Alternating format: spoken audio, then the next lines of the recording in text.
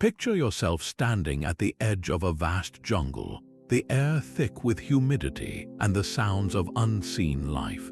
As the morning mist begins to part, a massive stone pyramid silently emerges from the green canopy, its ancient steps ascending towards the sky. This is not just a ruin, it's a ghost, a silent monument to one of the most sophisticated and brilliant cultures ever to walk the earth, the Maya. They built sprawling cities without the wheel, mapped the cosmos with astonishing accuracy, and developed a calendar so precise it still captivates us today. Yet their world of genius and grandeur did not last. Somehow, this incredible civilization, with its towering temples and bustling plazas, seemed to dissolve back into the jungle, leaving behind a haunting silence and a trail of mysteries that continue to whisper through the centuries. How could a society so advanced, so seemingly indestructible, simply vanish, abandoning its magnificent achievements to the relentless embrace of the forest? This is the central, haunting question that draws us into their story, a puzzle that has captivated explorers and scholars for generations. The Maya were not just another ancient culture. They were visionaries, astronomers, and architects whose understanding of the world was centuries ahead of their time. They created intricate writing systems, mastered mathematics, and erected structures that aligned perfectly with the movements of the stars. Their cities were hubs of art, science, and ceremony, pulsating with life and knowledge. Yet, despite all their brilliance, their civilization experienced a profound and dramatic decline. The great urban centers grew quiet, the grand plazas fell into disuse, and the intricate knowledge that once thrived there seemed to fade into obscurity. This was not a single, sudden event, but a slow, complex unraveling that has left us with far more questions than answers. What forces, environmental, social, or spiritual, could have led to such a transformation? What secrets are still hidden beneath the roots of the jungle, waiting to be uncovered? Today, we are embarking on a journey into the heart of those mysteries. We are going to explore 30 of the most baffling and compelling unsolved enigmas of the Mayan civilization, puzzles that challenge everything we think we know about their rise and fall. From the purpose of their most cryptic temples to the meaning behind their complex glyphs, from the truth about their perceived disappearance to the startling predictions within their calendars, each mystery is a piece of a vast, intricate puzzle. This is not just a history lesson, it is an invitation to step into the shoes of an explorer, to feel the thrill of discovery and the weight of the unknown. We will walk through the silent, stone corridors of their world, sifting through the clues they left behind, and try to hear the echoes of a people whose story is far from over. So, let's begin this exploration together and see what secrets we can unearth from the shadows of the past. And so we arrive at the very first, and perhaps most iconic, of the Mayan mysteries, the true purpose of those breathtaking pyramids that rise from the jungle floor. We see them in documentaries and photographs, these immense stepped structures, and we instantly label them as temples. And while that's not wrong, it's like calling a cathedral just a building. It misses the profound, multi-layered reality of what these monuments meant to the Maya. They were far more than just places of worship. They were the beating heart of Mayan cosmology, engineering, and political power, and their full purpose continues to be a subject of intense debate. One compelling theory points to their role as royal tombs, final resting places for god-kings. The most famous example is the Temple of the Inscriptions at Palenque, which houses the tomb of the great ruler Kainish Janub Pakal, often called Pakal the Great. Deep within the pyramid's core, archaeologists uncovered a sarcophagus sealed under a massive stone lid, with the king's body adorned in jade and surrounded by offerings. This discovery was a revolution in Mayan archaeology, proving conclusively that these structures could serve a funerary function, housing the powerful dead and anchoring their legacy in stone and ceremony. Yet, to see them only as tombs is to overlook their celestial genius. Look at the pyramid at Chichen Itza, known as El Castillo. During the spring and autumn equinoxes, the setting sun casts a series of triangular shadows down the balustrade of the northern staircase, creating the stunning illusion of a serpent slithering down from the heavens to the earth. This was no accident. It was a meticulously calculated display, a fusion of architecture and astronomy. The pyramid's 4 sides each have 91 steps, which, combined with the top platform, equals 365, the exact number of days in the solar year. These structures were, in a very real sense, giant stone calendars and observatories designed to track time and connect the people to the rhythmic dance of the cosmos. This leads us to the third and perhaps most spiritually significant theory, that the pyramids were symbolic sacred mountains. In Mayan belief, the world was not a flat plain but a layered universe with the heavens above, the underworld below, and the earthly realm in between. Mountains were seen as portals, places where the divine and the mortal could interact. By building these colossal pyramidal platforms, the Maya were literally constructing their own portals to the gods. They were replicating the sacred landscape, creating a axis mundi, a center of the world where priests could ascend the steep steps to perform rituals that bridged the human and spiritual realms, ensuring the continuation of the world itself.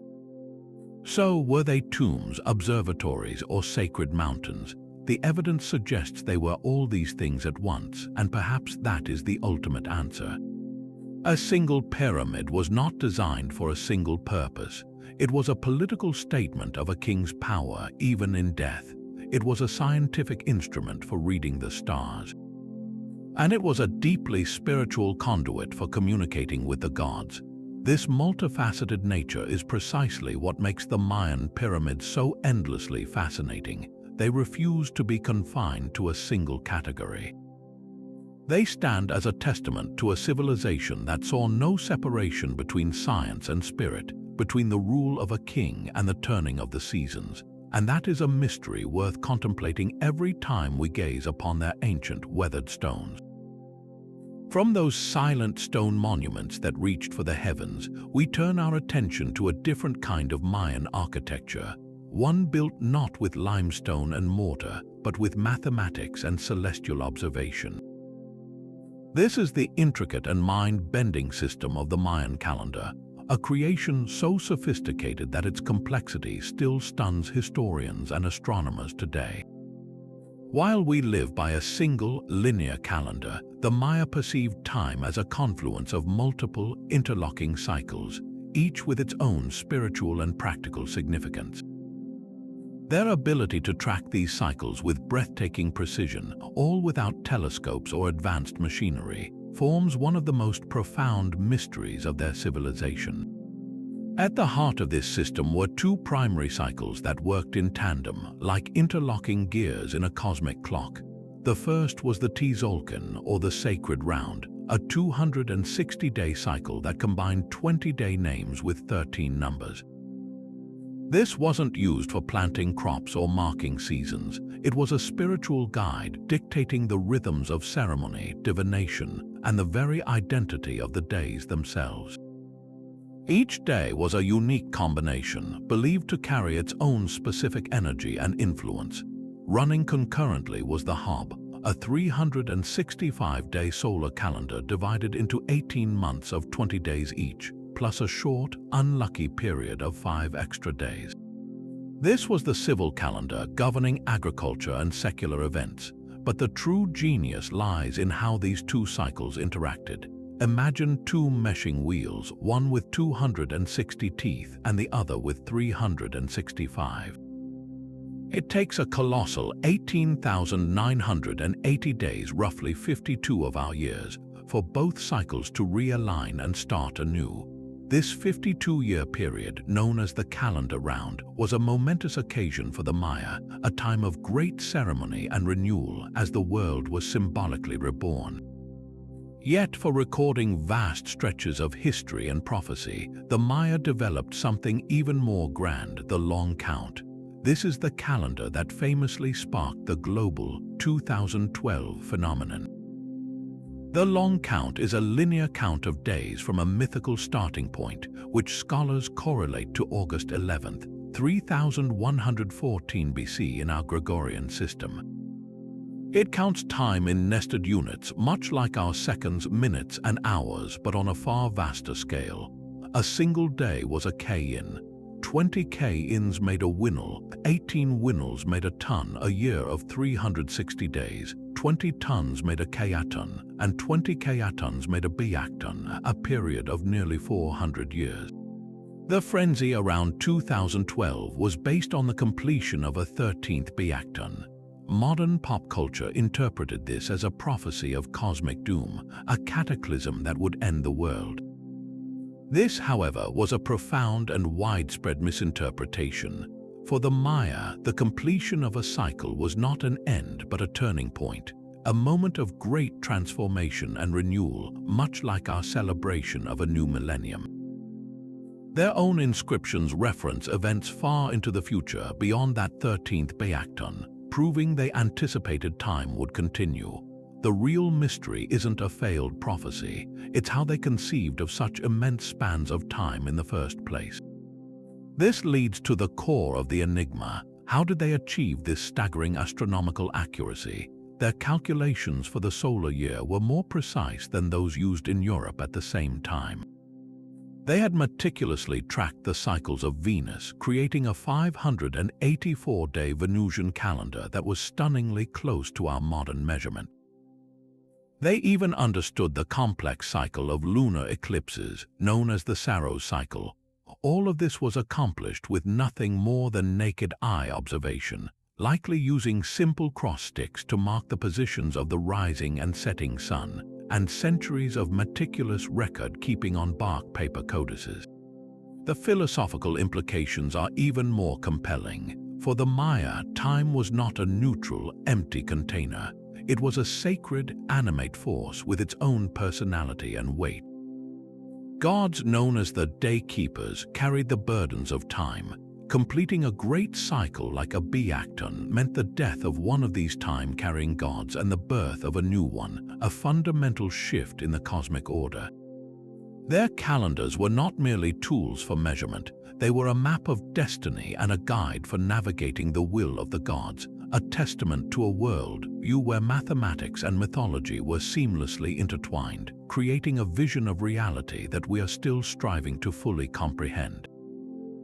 Now we venture deeper into the jungle, beyond the timeless pyramids and celestial calendars, to confront the single most haunting question that surrounds this civilization, the Great Collapse.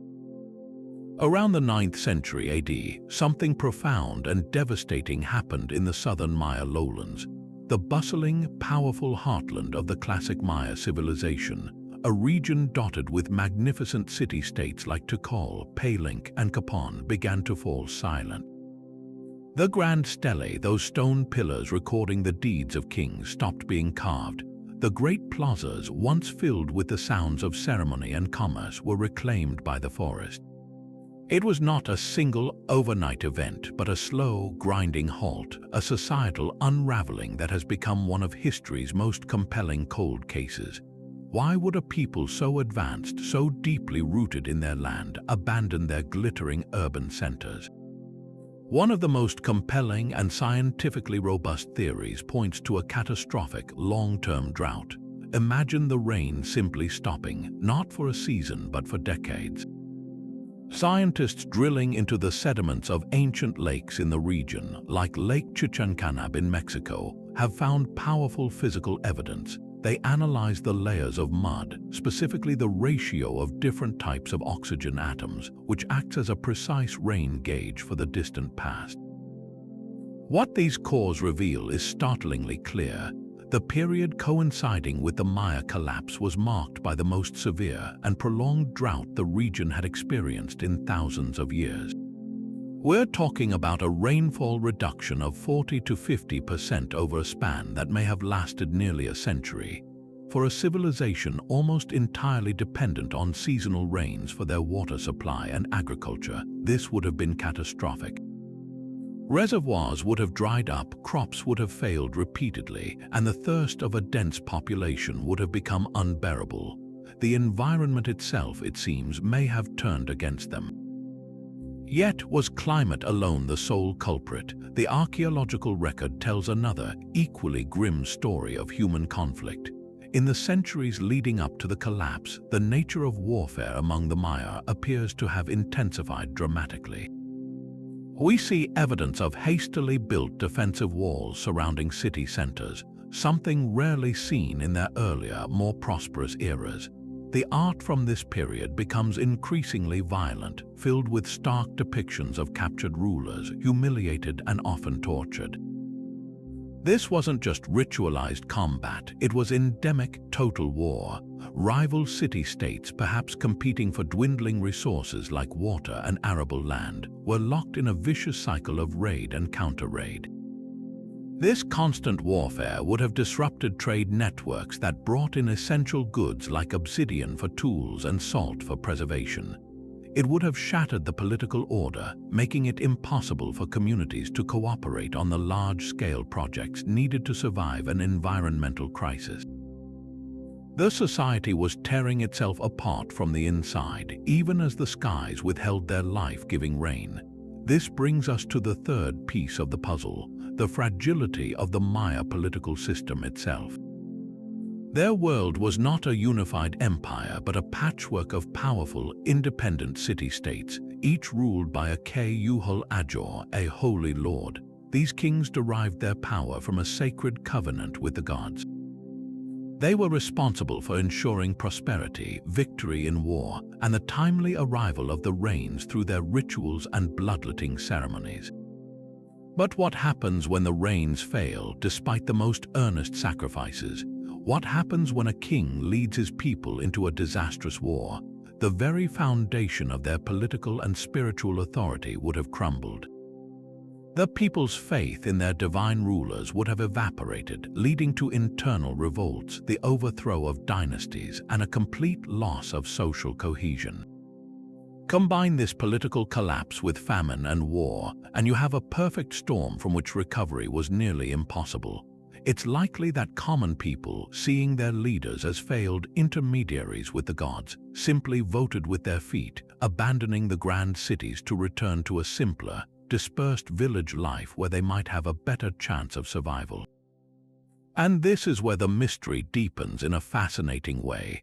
While the southern heartland was being deserted, cities in the northern Yucatan Peninsula, like Chichen Itza and later Mayapan, not only survived but experienced a new cultural flourishing. Why did they thrive as their southern cousins fell? The answer may lie in geography and adaptation. The northern lowlands are characterized by a different kind of landscape, one with natural sinkholes in the limestone bedrock known as cenotes.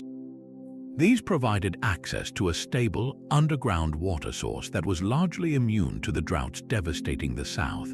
Furthermore, the northern Maya seem to have developed a slightly different, more collective form of governance, less reliant on the cult of a single, all-powerful king. This political flexibility, combined with a more resilient water supply, may have given them the buffer they needed to navigate the crises that proved fatal to the south. So the story of the Maya collapse is not one of a people vanishing from the earth, but of a civilization transforming, retracting in one place and re-emerging in another, a testament to both human vulnerability and our enduring capacity for adaptation in the face of unimaginable challenges. Having explored the silent cities and their cosmic calendars, we now turn to the very words they left behind, etched in stone and painted on bark paper. This brings us to our next great puzzle, the intricate and beautiful world of the Mayan script, a writing system of staggering complexity that stands as the most sophisticated ever developed in the ancient Americas. For centuries, these glyphs were utterly inscrutable, mere decorative curiosities adorning the walls of crumbling temples. Today, thanks to decades of relentless work by linguists and epigraphers, we can read a great deal of it, hearing the voices of kings and scribes for the first time in a millennium. Yet, for all our progress, a significant portion of this written legacy remains a locked door. guarding secrets that could fundamentally reshape our understanding of the Mayan world. The glyphs themselves are a breathtaking fusion of art and language. They aren't merely simple pictures, they are a complex mix of logograms which represent whole words or ideas and syllabic signs which represent sounds.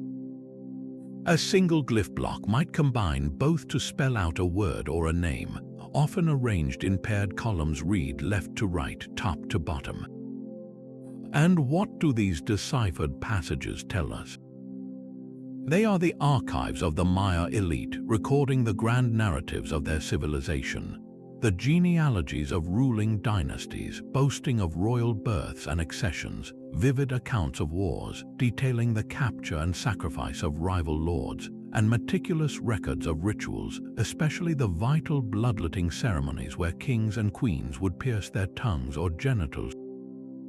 Commune with ancestors and gods, these texts transform anonymous ruins into places with history, named after individuals like the great Tikal ruler Jasor Chan Kayahuil or the Palenque king Kainish Janub Pakal, whose stories we can now follow. The path to this understanding was not an easy one. The breaking of the Maya code is one of the great intellectual detective stories of the 20th century. For a long time, many scholars wrongly believed the glyphs were purely astronomical or calendrical symbols, not a true writing system capable of recording spoken language.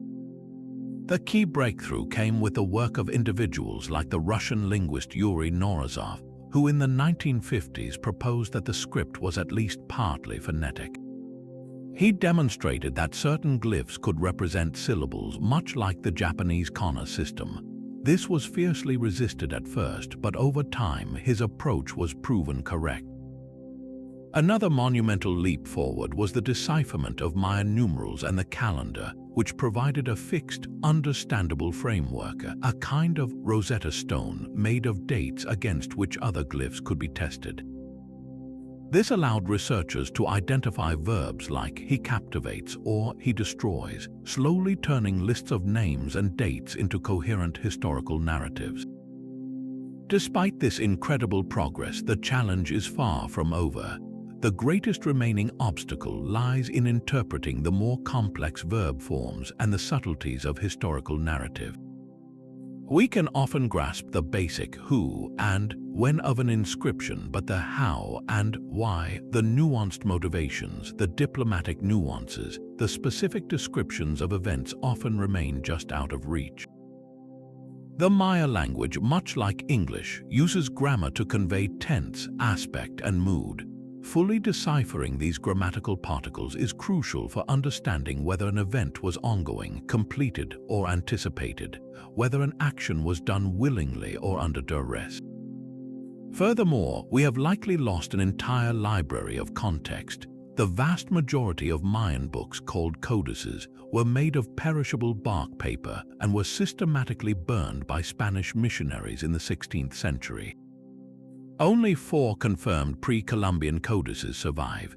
The stone inscriptions that form the bulk of our source material are like the surviving political monuments of our own culture. They tell the official, state-sanctioned version of events. The true depth of Mayan literature, their poetry, their myths, their domestic records, their scientific observations may have gone up in smoke, leaving us with an incomplete and heavily biased record. This is where modern technology enters the fray, offering new hope for cracking the remaining code. Today, linguists are employing powerful computer algorithms and statistical models to look for patterns across thousands of inscriptions that would be impossible for the human eye to detect. High-resolution digital imaging can reveal faint traces of paint or eroded marks on stone, bringing damaged glyphs back to legibility. International databases compile every known example of a particular glyph, allowing for systematic comparison. Each new decipherment, even of a single syllable, is a hard-won victory that unlocks passages across multiple monuments. The tantalizing question we are left with is this: what profound histories and knowledge are still locked within those undeciphered symbols? Within these unread glyphs could lie detailed accounts of trade with distant cultures, sophisticated philosophical texts, or forgotten myths that explain their view of the cosmos in their own words.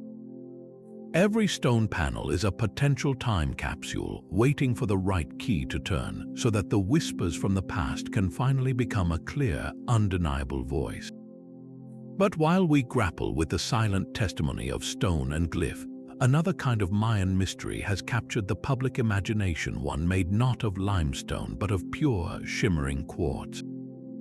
This is the curious and controversial tale of the crystal skulls. Popularized by blockbuster films and occult legends, these hauntingly beautiful objects are often presented as ancient Mesoamerican relics, specifically Mayan, imbued with supernatural powers and holding the secrets of lost civilizations. They have become icons of the unexplained, yet their true story is a fascinating puzzle of modern deception, wishful thinking, and the powerful allure of a good mystery. The legend, as it's often told, is compelling. These perfectly carved skulls, some life-sized and made from a single block of flawless rock crystal, are said to be thousands of years old. Discovered in forgotten temples or by adventurous explorers in the late 19th and early 20th centuries, they were claimed to be the work of ancient Mesoamerican craftsmen. Proponents argued that their creation without modern metal tools was an impossible feat, suggesting they were either the product of lost technology or perhaps even gifts from extraterrestrial visitors. The myths that grew around them were potent. They were said to possess psychic energy, able to grant visions, heal the sick, or even store the knowledge of vanished cultures like Atlantis. The most famous of these, the Mitchell-Hedges skull, allegedly discovered by the adventurer F.A. Mitchell-Hedges in the 1920s at the Mayan site of Lubontan in Belize, became the centerpiece of this legend, celebrated for its mesmerizing detail and detachable jaw, which seemed to defy ancient craftsmanship. However, when these captivating objects are subjected to the cold, hard light of modern science, the ancient legend begins to fracture. Starting in the 1990s and accelerating in the 2000s, rigorous archaeological and geological analyses have been conducted on the most prominent crystal skulls, including those held by the British Museum and the Smithsonian Institution. The results have been unequivocally damning. Microscopic examination of the surfaces revealed telltale marks that could only have been made by modern rotary tools, wheels, and polishing compounds that did not exist in the pre-Columbian Americas. Ancient lapidary work, whether Mayan or Aztec, was accomplished using hand-powered tools like string saws, abrasives, and drills, leaving a distinct, irregular pattern. The grooves on the museum skulls, however, were perfectly straight and parallel, a clear signature of 19th century industrial jewelers' equipment. Furthermore, the quartz crystal itself often originated from places like Brazil or Madagascar, not Mesoamerica, and the stylistic features of the skulls, their overly idealized, almost cartoonish perfection, bear little resemblance to the known, often gruesome, skull imagery found in authentic Mayan and Aztec art.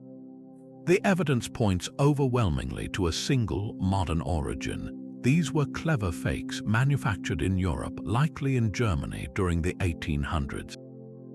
This revelation shifts the core of the mystery. The question is no longer how the ancient Maya created them, but why someone in the 19th century went to such trouble. The answer lies in the cultural currents of the era. The 1800s were a time of intense fascination with archaeology and the exotic. Museums and wealthy private collectors were in a fierce competition to acquire spectacular artifacts, creating a lucrative market that was ripe for forgery. A beautifully carved crystal skull, presented as a mysterious relic from a lost jungle civilization, was the perfect commodity, a guaranteed crowd pleaser that could be sold for a small fortune. Skilled lapidaries, particularly in Idar-Oberstein, Germany, a renowned center for gem carving, had the expertise and the modern tools to produce such objects. They were feeding a demand, crafting ancient wonders for a public hungry for mystery and a scientific establishment that was, at the time, less equipped to detect the forgeries.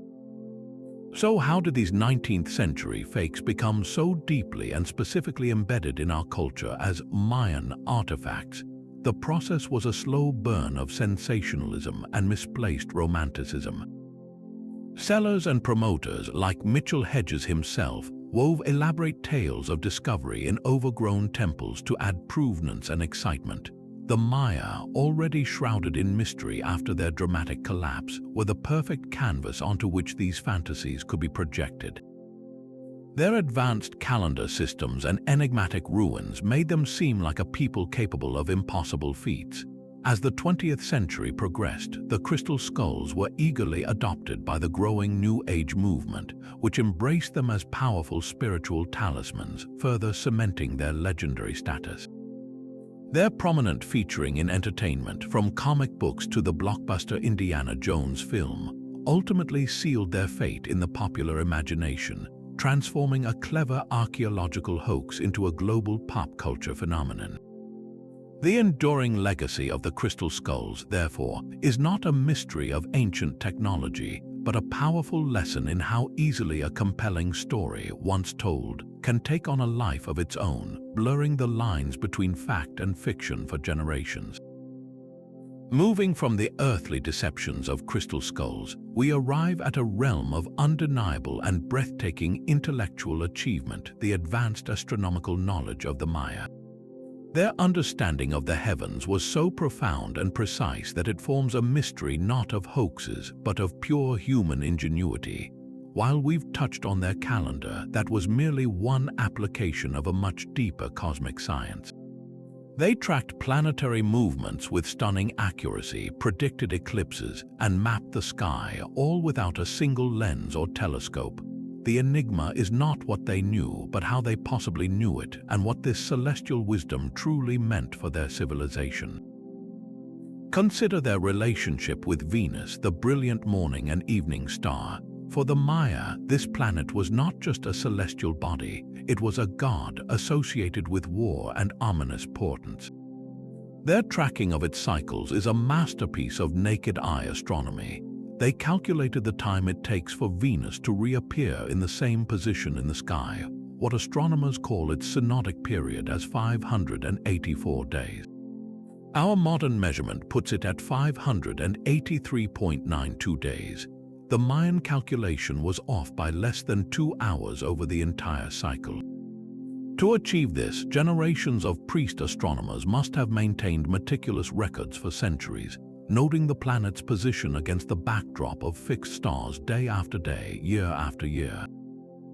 This wasn't just abstract math, it had direct, real-world consequences. The Dresden Codex, one of the surviving Mayan books, contains detailed Venus tables, and historical records suggest that Maya rulers would often time their military campaigns to coincide with specific phases of Venus, launching attacks when the god of war was deemed most favorable or most fearsome to their enemies. Their mastery extended to the most dramatic of celestial events, eclipses. Predicting a solar or lunar eclipse is a complex task because it requires understanding the Saros cycle, the approximately 18-year period after which the Sun, Moon, and Earth return to nearly the same relative geometry, and a similar eclipse occurs. The Maya had a deep understanding of this pattern. Their eclipse warnings were crucial, as they believed an eclipse represented a bite being taken out of the sun or moon, a moment of cosmic vulnerability when malevolent forces might threaten the world. The ability to predict such an event would have granted the ruling class immense power. A priest astronomer who could stand before the people and announce the impending darkening of the sun, and then have it come to pass, was not just a scientist, he was a powerful shaman, reaffirming the king's divine connection and his role as the guardian of cosmic order. So how did they accomplish such feats of precision? The prevailing theory points to a method of patient, systematic observation using simple, yet brilliantly effective tools. One widely discussed method involves the use of cross sticks. Imagine two straight, slender pieces of wood tied together at right angles to form a cross. By sighting along the arms of this cross and lining them up with specific points on the horizon where a star or planet would rise or set, an observer could mark its changing position with remarkable accuracy over time. They may have also used natural features or specially constructed architectural sightlines. The buildings themselves were their observatories. The windows in certain structures, like the caracol at Chichen Itza, are aligned with the extreme northern and southern setting points of Venus. The entire city layout was often a mirror of the cosmos, with pyramids and plazas arranged to reflect their understanding of the celestial order, turning their entire urban landscape into a giant stone astronomical instrument. This leads to the heart of the mystery, which is less about the mechanics of observation and more about the philosophical framework that drove it. For the Maya, astronomy and religion were not separate disciplines, they were two sides of the same coin. The stars and planets were not distant balls of gas and rock, they were deities, living actors in a cosmic drama. Time itself was sacred, and tracking its passage was a form of worship and a means of divining the will of the gods. This worldview transformed their astronomical pursuits from a mere scientific exercise into a vital, spiritual necessity. The king, as the intermediary between the people and the gods, relied on this celestial knowledge to legitimize his rule. By demonstrating his ability to predict the movements of the gods in the sky, he proved his capacity to influence their actions on earth, ensuring rain, fertility, and victory. The profound and enduring mystery of Mayan astronomy, therefore, is not simply the accuracy of their numbers, but the seamless integration of that accuracy into a holistic vision of reality, where science, politics, and spirituality converge to create one of the most sophisticated and captivating understandings of the universe ever achieved. While the grand narrative of the Maya collapse played out across the southern lowlands, each city has its own unique story of glory and silence. Among them, few are as poignant or as filled with singular wonder as the story of Palenque. Nestled in the lush, misty foothills of what is now Chiapas, Mexico, Palenque feels less like a ruin and more like a sacred sanctuary. Its elegant architecture and intricate stucco reliefs represent the absolute pinnacle of Mayan artistic achievement. And at the heart of this city lies its greatest secret, a discovery that would rewrite Mayan history and ignite one of the most persistent and bizarre fringe theories in all of archaeology. The story of Palenque is inextricably linked to its most celebrated ruler, Janab Pakal, who is often referred to as Pakal the Great. He ascended to the throne at the age of 12 in the year 615 AD, and his reign would last for an astonishing 68 years. Under his guidance, Palenque transformed from a beleaguered city, recovering from earlier military defeats, into a regional powerhouse of culture, architecture, and political influence. He commissioned the city's most iconic structures, including the breathtaking Temple of the Inscriptions, a pyramid that served not only as a monument to the gods but, as the world would later discover, as his own eternal resting place. For centuries, the pyramid stood as a silent testament to his power, its secret chamber hidden from view. The revelation of that secret is a tale of archaeological persistence and triumph. For years, archaeologists had wondered about the purpose of the Temple of the Inscriptions, noting its unusual, vaulted interior chamber and a floor lined with large, perforated stones. It was the brilliant Mexican archaeologist Alberto Ruslulia who, in the 1940s and 50s, dedicated himself to solving the puzzle. His team noticed that one of the floor slabs had a row of stone plugs, suggesting it could be moved. After painstakingly lifting the heavy stone, they uncovered a steep, rubble-filled staircase that plunged down into the heart of the pyramid. It took 4 field seasons to carefully clear the passage, a journey that felt like traveling back in time. Finally, in 1952, they broke through into a hidden crypt untouched for over a millennium. The air was thick with the chill of ages, and what they found was beyond anything they could have imagined. The chamber was dominated by a single, massive, exquisitely carved stone slab, a sarcophagus lid. Surrounding it were the skeletons of 6 sacrificial attendants, and inside the sarcophagus lay the skeleton of Pakal himself, his face covered by a mesmerizing jade mosaic mask and his body adorned with countless jade ornaments. It was the first time a Maya pyramid had been conclusively proven to be a royal tomb, a discovery that forever changed our understanding of these structures. Yet, the most captivating element of the discovery, the massive 5-ton lid of the sarcophagus, would become the center of a storm of controversy. The lid is a masterwork of intricate, symbolic carvings, a complex map of the Mayan cosmos as Pakal makes his final journey. Mainstream archaeology provides a clear and well-supported interpretation. The imagery depicts Pakal at the moment of his death, falling down the world tree, which is represented as a cross. He is descending into the gaping maw of the underworld, symbolized by a solar deity or an earth monster. Above him stretches the celestial bird, representing the heavens, while around him are the watery realms and various cosmic symbols. This is a classic representation of a Maya king's soul transitioning from the earthly realm to the realm of the gods, a spiritual voyage central to their belief system. However, in the 1960s, this beautiful and profound funerary sculpture was hijacked by a sensational and wildly inaccurate theory. Swiss author Erich von Däniken, in his popular book Chariots of the Gods, looked at the carving and saw something entirely different. He argued that Pakal was not a dying king, but an ancient astronaut. He reinterpreted the world tree as the fuselage of a rocket ship, the king as an astronaut leaning forward in a seated position, his hand on controls, his foot on a pedal, and his face peering intently through a viewing device. The maw of the underworld became the fiery exhaust of the spacecraft's engines. This Maya astronaut theory, while thoroughly debunked by every reputable Mayanist, captured the public's imagination and became a staple of ancient astronaut folklore. The theory fails on every level. It ignores the entire context of Maya iconography, where identical symbols appear in countless other works depicting death and the underworld. It imposes a modern, technological lens onto a deeply spiritual and symbolic art form, stripping it of its true cultural and religious meaning. The real mystery of the sarcophagus lid is not about spaceships, but about the sophisticated cosmology it represents, a world we are still working to fully decipher. This focus on Pakal's glorious tomb, however, leads us to a deeper, more somber mystery.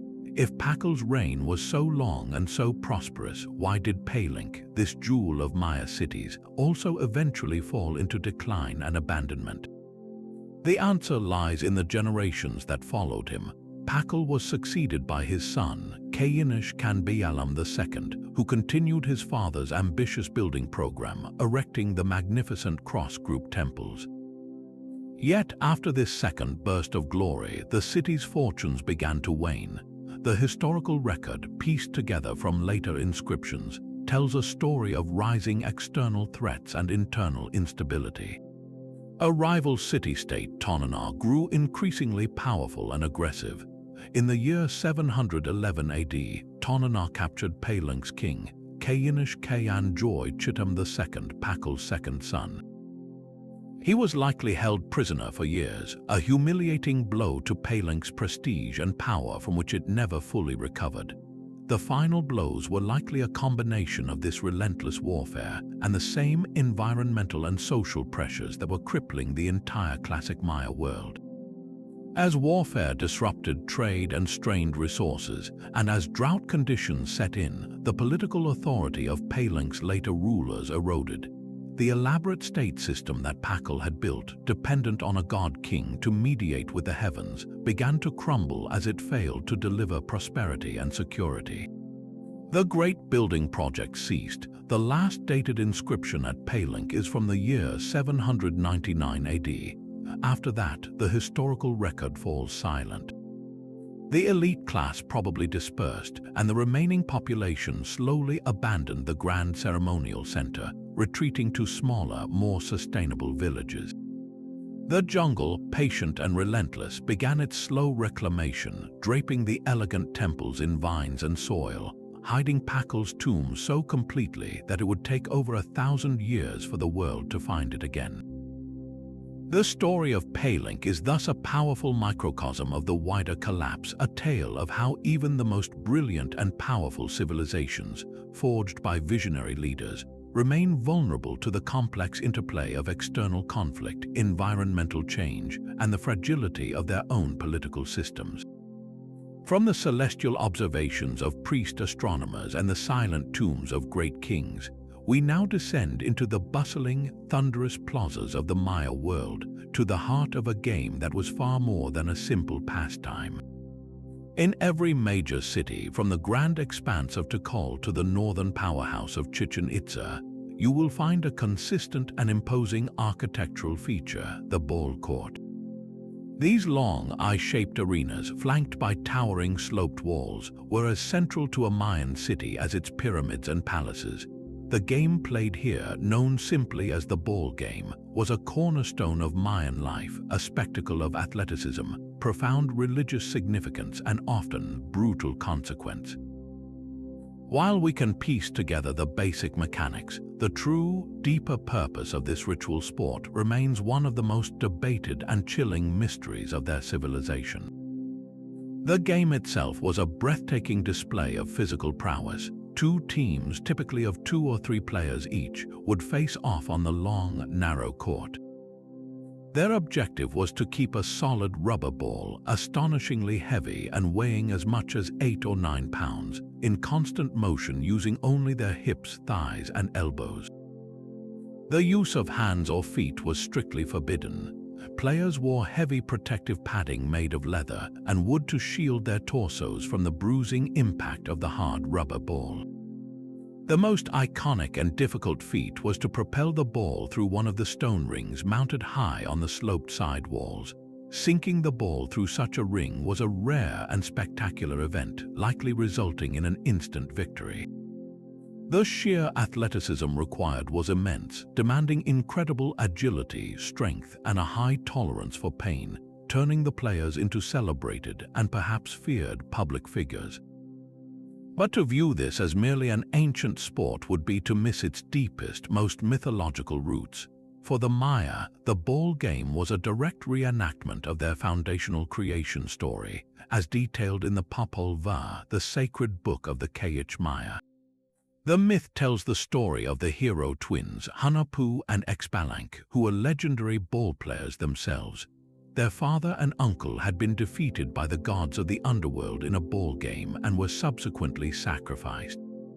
The twins, seeking to avenge them, journeyed to the underworld, Xibalba, and challenged the death gods to a rematch. Through cunning and magical prowess, they ultimately defeated the lords of Xibalba, but not before one of them, Hunahpu, was decapitated. In a dramatic climax, they used a squash to replace his head, won the final game, and then resurrected their father, the maize god, who then ascended to the heavens. This entire cosmic drama was mirrored in the stone court. The ball represented the sun, or perhaps the head of Hunahpu, moving through the underworld. The court itself was a symbolic portal to Xibalba, and the game was a ritual replay of the eternal struggle between life and death, order and chaos.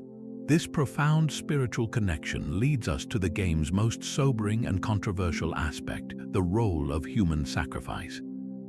There is significant evidence from carvings and pottery depictions that the ball game could sometimes conclude with a ritual execution. The big question that scholars grapple with is, who was sacrificed? Was it the victorious team offering their champion to the gods as the ultimate honor, a direct parallel to the deified hero twins? Or was it the losing team, punished for their failure in a contest with cosmic stakes? The answer is likely complex and may have varied across time and city-states. Some carvings, like those at the Great Ball Court in Chichen Itza, seem to show a player standing next to a decapitated opponent with serpents and vines, symbols of fertility and renewal, springing from the severed neck. This suggests that the sacrifice, whether of a winner or a loser, was not seen as a simple punishment, but as a sacred offering that nourished the gods and ensured the continued cycle of the seasons and the sun's journey across the sky. The spilled blood was the price for cosmic order. Beyond the altar and the mythology, the ball game served a crucial and highly practical political function. In a world of perpetually competing city-states, the court became a diplomatic arena, a way to settle territorial disputes, resolve conflicts over trade rights, or establish dominance without resorting to all-out, devastating warfare. A highly ritualized, high-stakes game could function as a substitute for battle, with the outcome dictated by the gods through the skill of the players. The ruling elite were deeply invested in these contests. They were often the sponsors, and the players may have been captives of war or members of the nobility. A victory on the ball court demonstrated a city's divine favor, boosting the prestige and political authority of its king. The game was a public spectacle that reinforced social hierarchy, displayed a city's wealth and power, and channeled the aggressive rivalries between politics into a controlled, symbolic, and deeply sacred contest. The roar of the crowd, the thunderous impact of the ball, and the looming possibility of a ritual ending all combined to make the ball court not just a sporting venue, but a vital theater where religion, politics, and the very fate of the cosmos were believed to intersect and be decided. While the ball game echoed through plazas across the Maya world, no city's plazas were grander or more commanding than those of Tikal. Imagine standing in the Great Plaza at the peak of its power. To your east, Temple 1, the Temple of the Great Jaguar, rises like a stone mountain, its roof comb piercing the sky. To your west stands its twin, Temple 2, the Temple of the Masks. The air is thick with the scent of copal incense and the murmur of a vast population.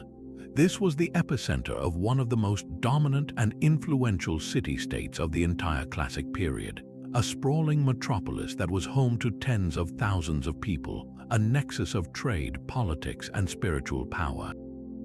But then, around the 9th century, something happened. The rhythmic clang of stone chisels carving royal histories fell silent. The grand stairways were no longer crowded with priests and nobles. And the forest, which had always loomed at the city's edge, began its slow, patient march back in, swallowing the plaza's whole. The abandonment of Tikal is not just another example of the wider collapse. It is a deeply personal mystery, the story of a specific giant falling, and the search for the final, definitive blow that brought it down. The sheer scale of Tikal's infrastructure makes its silence all the more deafening. This was a city that had mastered its environment for centuries. Its engineers had constructed massive, plaster-lined reservoirs capable of holding millions of gallons of rainwater, a critical necessity in a region with no rivers or lakes. A complex system of canals and causeways connected the city center to outlying areas, facilitating trade and movement. At its heart, the towering temples were more than just religious sites. They were the ultimate symbols of a powerful dynasty, with rulers like Jasor Chan Kayawil commissioning these colossal structures to cement their legacy for eternity. The city was a testament to human ingenuity, a seemingly permanent fixture on the landscape. This is why the archaeological evidence for its end is so startlingly abrupt. The last dated monument, Stela 11, was erected in the year 869 AD. After that, the historical record carved in stone simply stops. There are no more boasts of military victories, no more records of royal births or accessions. It is as if the voice of the city was suddenly and permanently silenced. One of the most compelling theories points to a catastrophic failure of the very system that allowed Tikal to thrive, its water supply. As the prolonged drought that affected the entire region stretched on for decades, even the most sophisticated reservoirs would have eventually reached a critical point. The plaster linings could crack, silt could accumulate, and the sheer demand from a dense urban population would have outpaced the ability to recharge during increasingly sparse rainy seasons. Recent studies of sediment cores from Tikal's reservoirs tell a grim story. Towards the end, they contain layers of toxic algae, specifically cyanobacteria.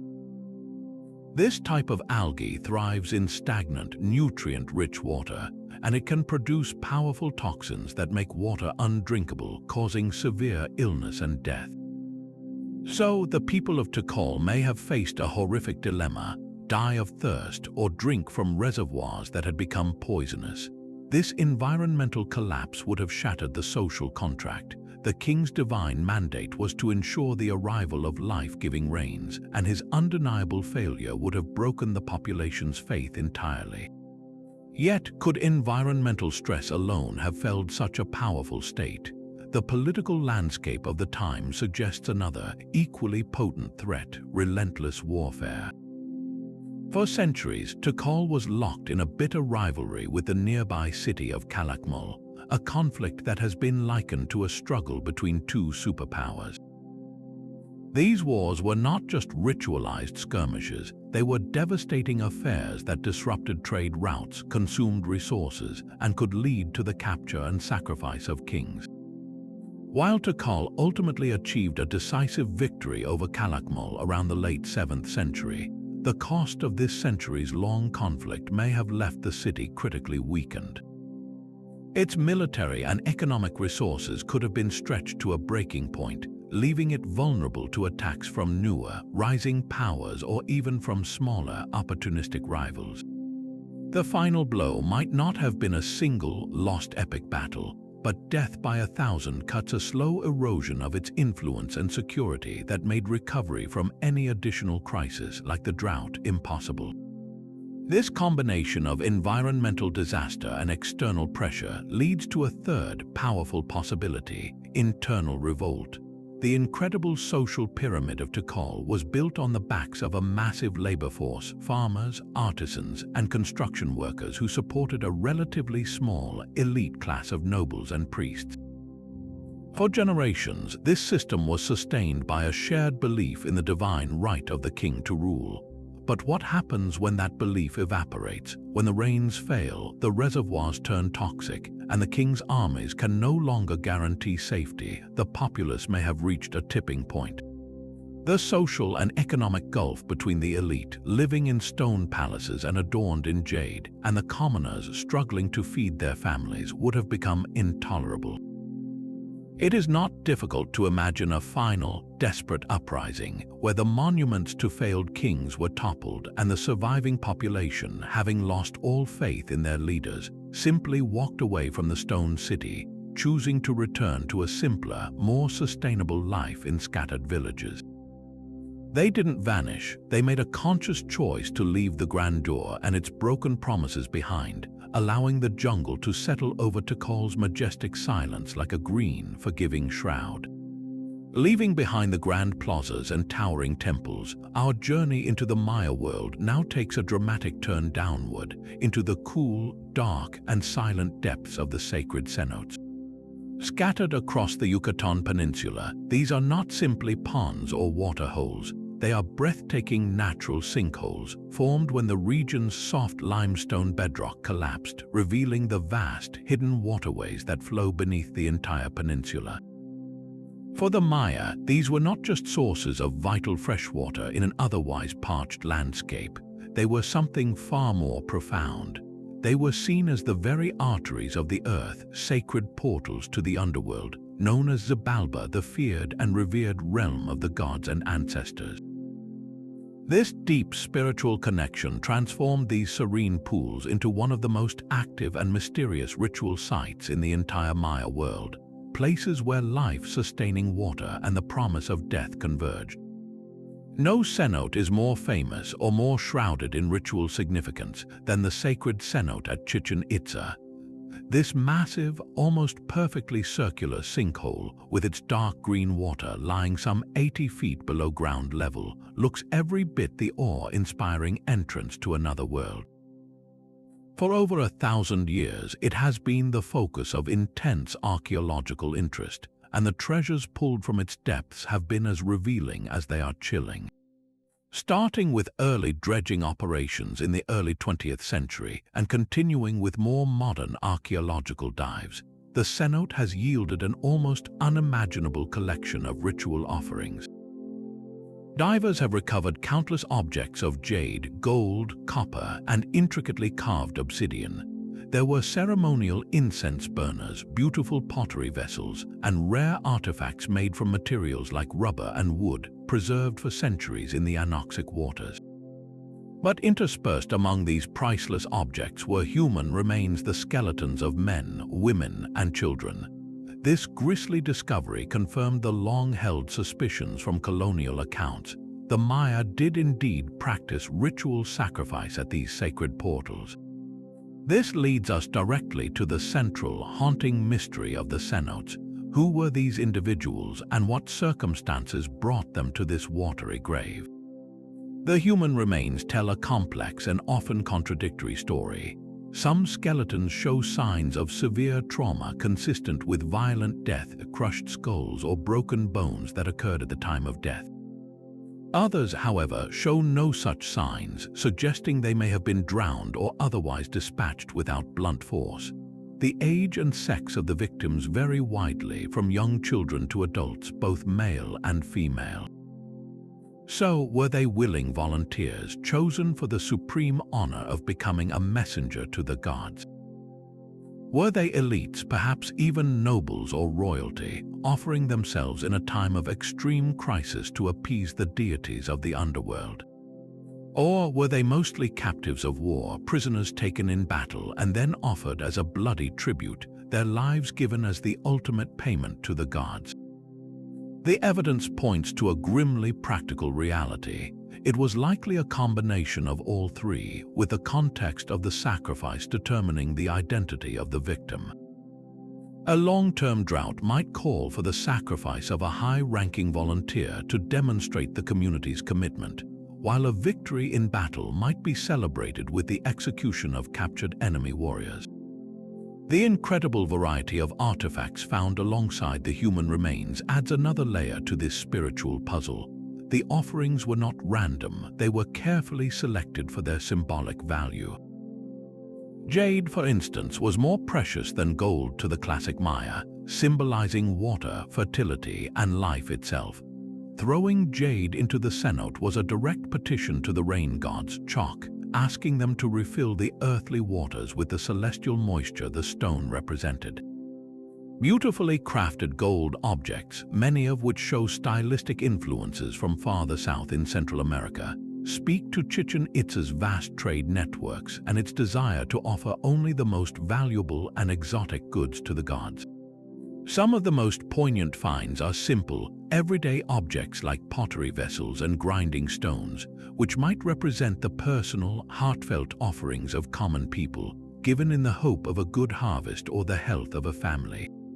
Each object thrown into the dark water was a prayer, a bargain, or an act of thanks, creating a material record of centuries of human hope, fear, and devotion.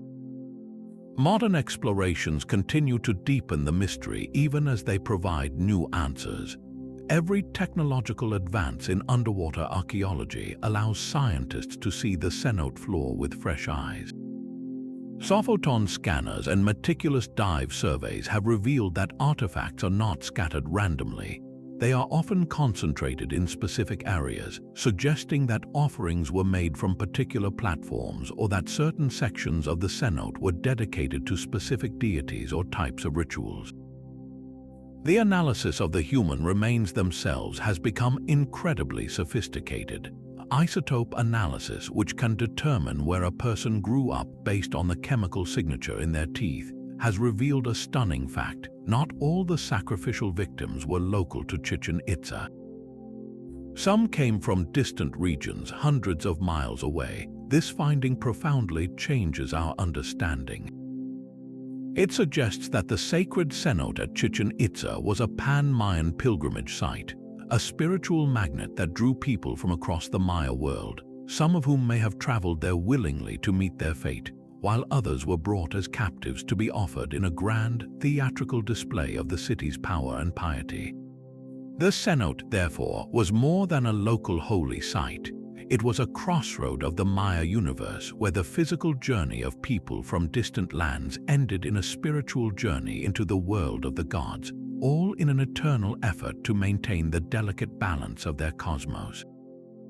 As we reflect on the cenotes and the profound spiritual relationship the Maya had with their land, a fundamental question naturally arises. Who were these people and where did they come from in the first place?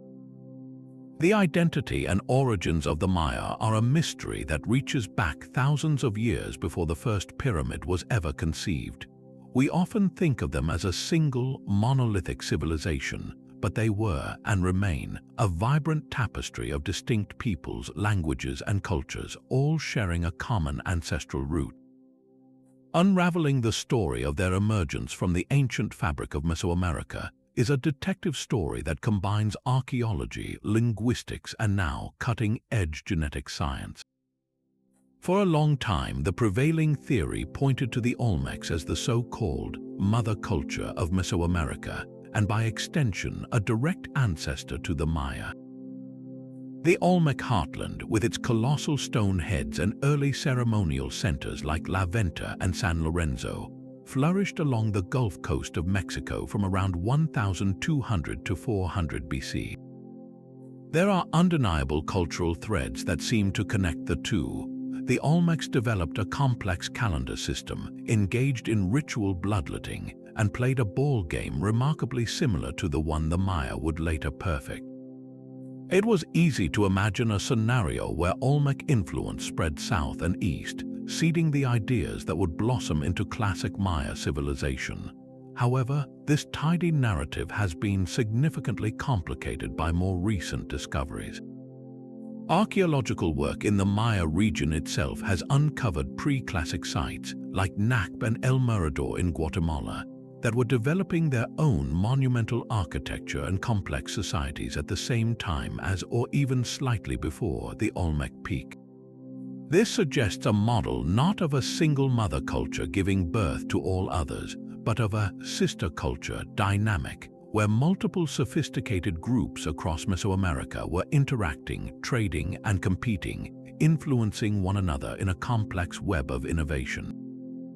The Maya were likely not passive recipients of Olmec knowledge, but active participants in a shared cultural ferment, taking foundational ideas and refining them into something uniquely their own. This process of cultural differentiation is deeply tied to the Maya language family, one of the most diverse and deeply rooted in the Americas. The Mayan languages are not a single tongue but a sprawling family of over 30 related languages, including modern descendants like Yucatec, Quechua, and Quechua. By studying the relationships between these languages and employing a technique called glottochronology, which estimates how long ago related languages diverged from a common ancestor, linguists have traced the Proto-Mayan language back to a time around 2200 BC, likely originating in the Cuchumatanes highlands of Guatemala. From this ancient homeland, speakers of the language began to migrate and separate. One branch moved north into the Yucatan Peninsula, another west, and others stayed in the highlands. Over centuries of separation, their languages evolved into distinct forms, and their cultures adapted to their specific environments: the dense rainforests of the lowlands, the arid plains of the north, and the cool highland valleys. This linguistic evidence paints a picture of a people not arriving from somewhere else, but emerging in place, their unique identity crystallizing over millennia as they settled and mastered the diverse landscapes of their world. The most revolutionary insights, however, are now coming from a source the ancient Maya themselves could never have anticipated: their own DNA. Scientists are now able to extract genetic material from ancient skeletal remains found in Maya tombs and burial sites, comparing it to the DNA of both modern Maya populations and other ancient groups across the Americas. This genetic detective work is revealing a far more complex history of migration and interaction than we previously understood. The results confirm a deep, unbroken genetic continuity in the region for at least the last several thousand years, firmly rooting the Maya in their homeland. Yet the data also reveals surprising threads of distant connection. There is evidence of genetic influx from central Mexico, likely tied to the influence and perhaps even migration of people from the great city of Teotihuacan during the early classic period, a contact we see reflected in art and architecture at cities like Tikal. Even more startling, some studies suggest very ancient genetic contributions from groups as far south as South America, hinting at long-distance trade networks or population movements that occurred in the shadowy pre-classic era, long before the Maya reached their zenith. These findings are dismantling the old idea of isolated, pristine civilizations. Instead, they reveal the Maya world as a dynamic and interconnected part of the Americas, constantly absorbing new people and ideas and weaving them into the unique cultural fabric that we find so captivating today. The mystery of their origins is not a simple story of a single beginning, but a continuous, unfolding saga of adaptation, innovation, and resilience, written in the very bones of their ancestors. All this talk of royal power, celestial cycles, and sacred ceremonies brings us to a far more practical, yet equally brilliant pillar of Mayan civilization, their absolute mastery over water. In the heart of the dense, seasonal rainforests of the southern lowlands, where cities like Tikal and Palenque reach their zenith, there is a striking geographical absence. You will find no great rivers, no permanent lakes. The landscape is a porous limestone shelf where rainwater quickly vanishes into an invisible underground world. For any society, this would be a severe limitation. For the Maya, it was an engineering challenge they not only met but conquered with a sophistication that still commands our respect today. Their hidden network of aqueducts, reservoirs, and canals was the lifeblood of their great cities, a subterranean circulatory system that allowed populations in the tens of thousands to flourish where none should have been able to survive. Consider the immense scale of the challenge at Tikal. At its peak, this bustling metropolis was home to an estimated 60,000 people, possibly even more. Every single one of them needed water to drink, to cook with, and to sustain the agriculture that fed them. The solution was not to find a single source, but to become a master of collection and storage. The entire city was transformed into a giant rainwater harvesting machine. The architects of Tikal designed the paved plazas and the steep, plaster-coated sides of their towering temples to act as colossal funnels. When the seasonal rains arrived, water was not allowed to simply soak into the ground. It was channeled through a carefully engineered network of stone-lined conduits and sloped causeways, all feeding into a series of massive, plaster-lined reservoirs strategically placed throughout the city. These were not simple ponds, they were immense public works projects. The largest of them, the Palace Reservoir, could hold nearly 20 million gallons of water, enough to sustain the urban population through the long, punishing dry season. This was hydraulic engineering on a staggering, city-wide scale. But collecting vast quantities of water is one thing. Keeping it potable for months on end is an entirely different puzzle, and this is where Mayan ingenuity becomes truly remarkable. They faced the constant threat of stagnation, algae growth, and contamination. The archaeological evidence suggests they developed a multi-stage, natural filtration system that was centuries ahead of its time. At Tikal, scientists have identified what they call the Corriental Dam, a reservoir that was fed not just by runoff but by a natural spring. The key to its purity was a clever use of local materials. The inlet for this reservoir was intentionally packed with zeolite sand. Zeolite is a crystalline mineral with fantastic natural properties. It acts as a molecular sieve, filtering out harmful microbes, toxins, and heavy metals from the water. It is so effective that it is used in modern water purification systems today. The Maya, through centuries of observation and experimentation, had discovered this natural purifier and integrated it directly into their civic infrastructure, ensuring a supply of clean drinking water for their people. This technological prowess was not limited to Tikal. At the beautiful city of Palenque, nestled in a humid region with numerous springs, the engineers took a different but equally brilliant approach. Here they focused on pressure and flow. They constructed an underground aqueduct known as the Piedras Bolas Aqueduct that utilized a principle of hydraulic physics.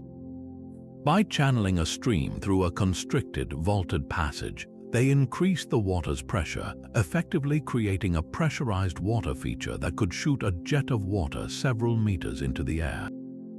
This was not merely for spectacle, it was a practical demonstration of their understanding of water dynamics, likely used to manage flow during heavy rains and prevent destructive flooding in the city center. Meanwhile, in the more arid northern Yucatan, the city of Edzna developed an extensive grid of canals that not only managed water but also reclaimed swampy land for agriculture, turning a liability into a fertile asset. Each city, in its own way, adapted these hydraulic principles to its unique environment, showcasing a flexible and deeply intelligent approach to survival. All of this incredible engineering, however, leads us to the poignant and central mystery of their water management systems.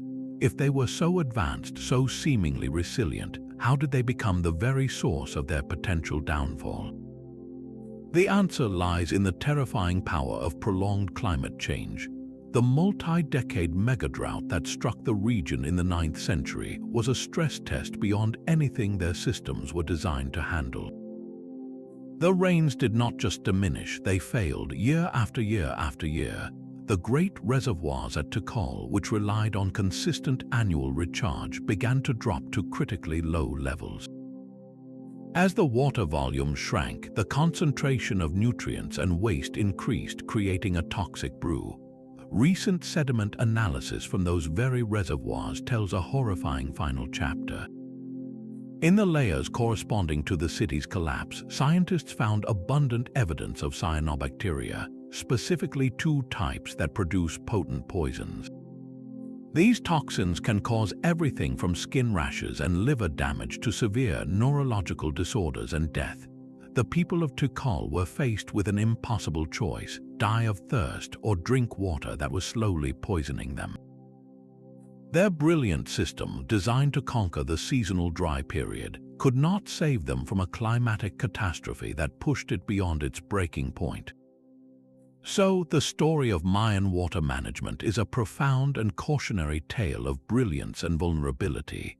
Their aqueducts and reservoirs were not just feats of engineering, they were the foundation upon which their entire urban civilization was built. They understood their environment with a depth that allowed them to thrive for centuries in a challenging landscape. They purified their water with natural technology we still use today, and they shaped their cities into intricate machines for capturing every precious drop. Yet, their success made them dependent on that very system. When the climate shifted in a way they could not have anticipated, their greatest strength became their Achilles heel. The silent, stagnant reservoirs of Tikal stand as a solemn monument to this delicate balance, reminding us that even the most advanced societies exist in a fragile pact with the natural world, a pact that can be broken when the rains simply refuse to fall. But for all the grand architecture and cosmic calculations, some of the most intimate and vivid windows into the Mayan world are found not on towering stelae, but on the surfaces of painted pottery and the vibrant walls of their buildings.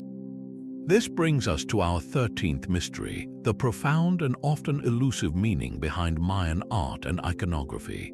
We can easily recognize the figures: a king in an elaborate headdress, a god with a grotesque mask, a prisoner with bound hands. We can describe the scenes of ritual and battle, yet truly understanding the layered symbolism, the specific stories being told, and the ultimate purpose of this breathtaking artistry is a challenge that continues to occupy and divide scholars. Each vessel, each mural, is a complex text written in a visual language we are still learning to read. Take, for instance, the famous murals of Bonampak, a relatively small city that has left an outsized legacy thanks to the stunningly preserved paintings within a 3-room structure known simply as Structure 1. The scenes that unfold across these walls are a visceral, almost cinematic narrative. In one room, we witness the pomp and grandeur of the royal court, nobles in resplendent feathered costumes, musicians playing, and the heir apparent being presented to the assembled elite. It is a scene of peaceful ceremony and dynastic continuity, but then the narrative shifts dramatically. the next room plunges us into the chaos and brutality of warfare. Warriors clad in jaguar skins clash in a dense, tangled melee.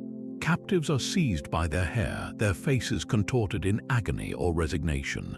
The final room presents the grim aftermath. Naked prisoners are shown being tortured, their fingernails ripped out, while one lies lifeless on a temple step, and rulers in magnificent regalia stand above, performing a ritual dance amidst this carnage. The visual impact is overwhelming. The central question these murals pose is fundamental. What are we actually looking at? Is this a literal, documentary record of a specific historical battle and its victorious conclusion for Bonampac's king, Yaksun Bialam? Or is it something more nuanced, a piece of sophisticated political propaganda designed to reinforce the power of the ruling family by showcasing their military prowess and their direct, brutal connection to the gods of war and sacrifice? The very public nature of the torture scene suggests a powerful message was being sent.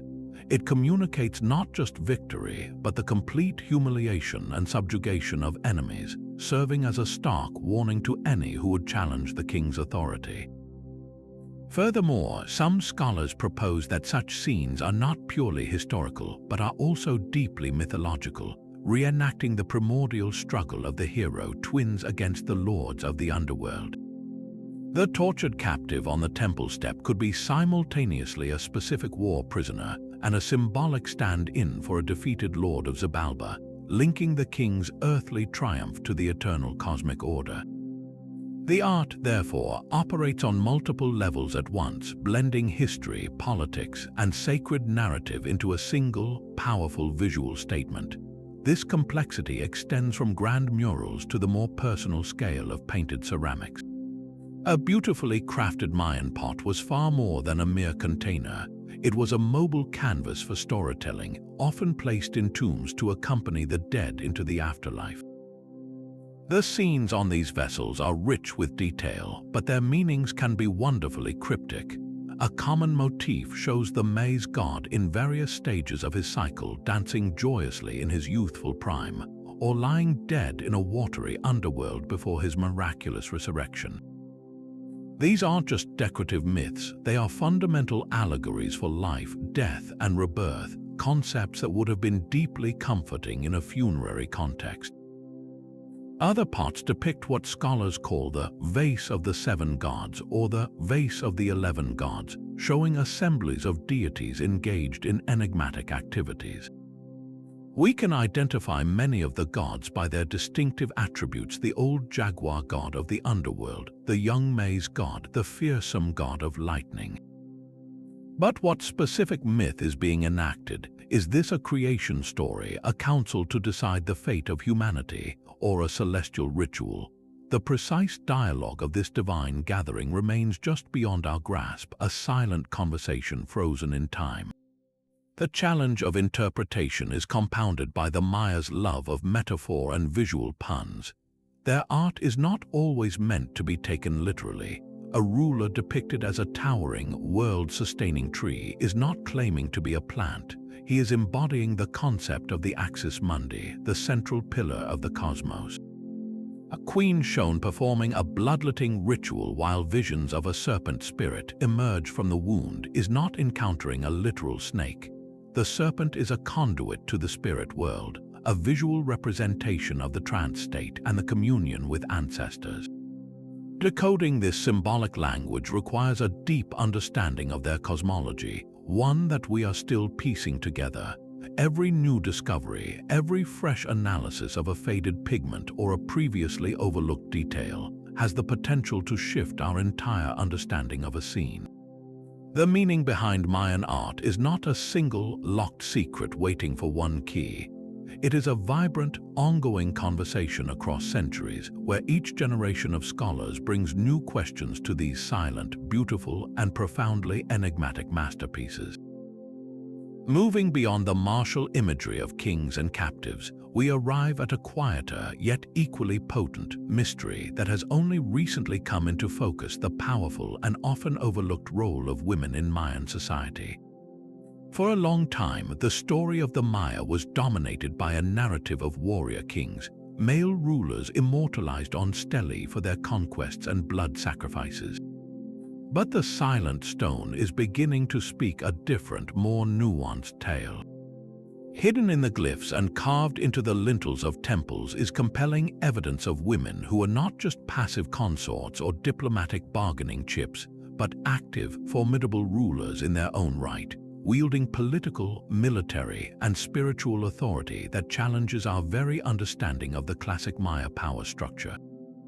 Consider the formidable figure of Lady Kayable, who ruled the powerful Snake Kingdom, centered at the city of Calakmul in the 7th century. She was not a queen in the shadow of a king. She was a military governor in her own right, a Kalumt, a title that translates to Supreme Warrior, one of the highest military ranks in the Mayan world. Inscriptions laud her as a Lady Lord, and she is depicted in portraiture holding a shield and a god scepter, symbols of supreme authority typically reserved for the most powerful male rulers. Her reign lasted for at least 20 years, a period during which the Snake Kingdom was at the peak of its power, engaged in a protracted superpower struggle with Tikal. The idea that a woman could command armies and govern a vast political network for decades forces us to completely re-evaluate the dynamics of Mayan leadership. She was no mere placeholder, she was the embodiment of the state's military and political might. This pattern of female authority is perhaps most vividly illustrated at the city of Yaxchilan, a city perched on a dramatic bend in the Usumacinta River. Here, the story of kings is inextricably linked with the story of their queens. The famed lintels 24, 25, and 26 from structure 23 depict a series of intimate yet profoundly powerful rituals involving the king, Itzamnaj Bialam II, and his principal wife, Lady Kayable Zuk. In one, we see the king holding a blazing torch while Lady Kayable Zuk pulls a thorn-lined rope through her tongue in a sacred bloodletting ceremony.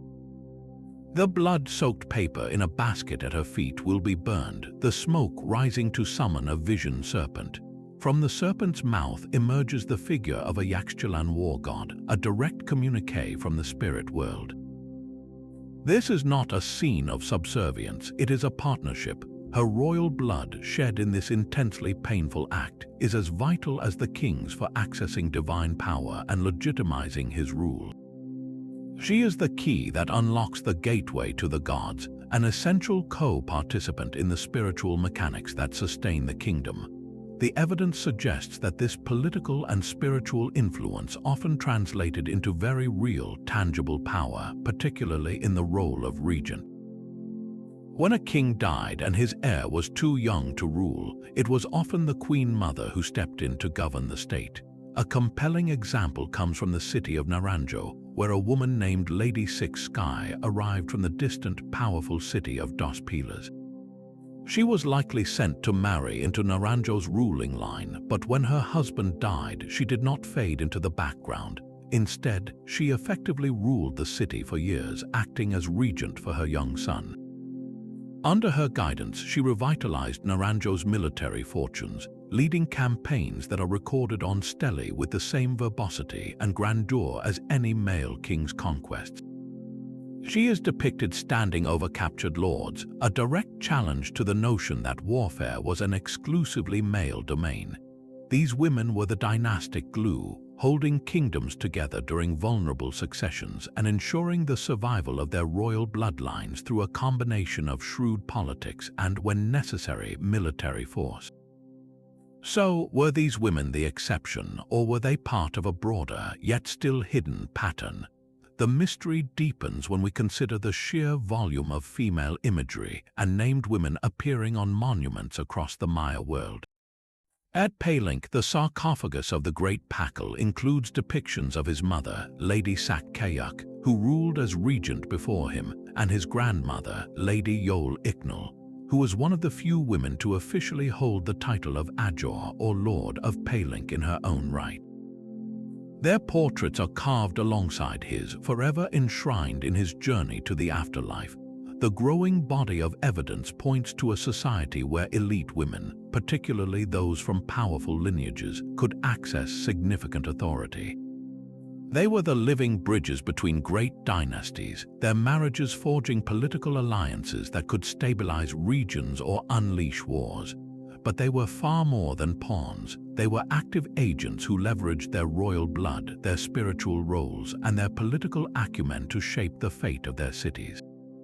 The true mystery is no longer whether women had power, but how extensive that power truly was, and how much of their story remains buried, waiting for the right glyph to be deciphered or the right tomb to be discovered, to finally reveal the full measure of their influence on the Mayan world.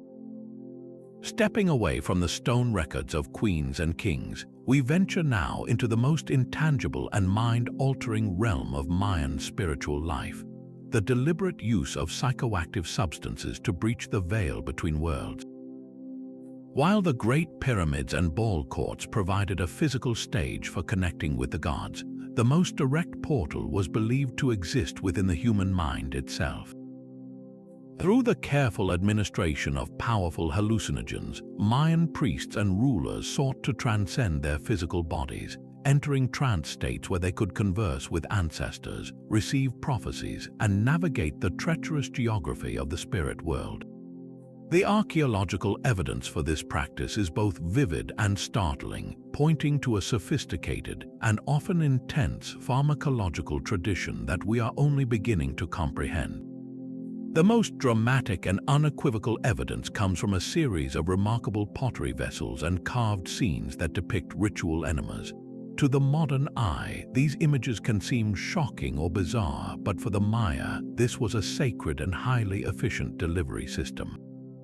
We see figures, often identified as gods or deified rulers, leaning forward while another individual administers an enema using a syringe-like device made from a hollow gourd or bone. The reason for this specific method was deeply practical. Ingesting psychoactive substances orally often involves a slow onset and unpleasant gastrointestinal side effects like nausea and vomiting, which could disrupt the sacred nature of the ritual. By introducing the substance directly into the colon, the active compounds are absorbed quickly into the bloodstream through the intestinal walls, producing a rapid, intense, and purified psychedelic experience. This was not a medical procedure, it was a spiritual technology, a way to achieve a powerful altered state of consciousness with a swiftness and intensity befitting a communion with the divine. This leads to the central pharmacological puzzle. What exactly was in these ritual enemas and other concoctions? The Maya lived in a world rich with psychoactive flora, and the specific recipes they used are a lost art.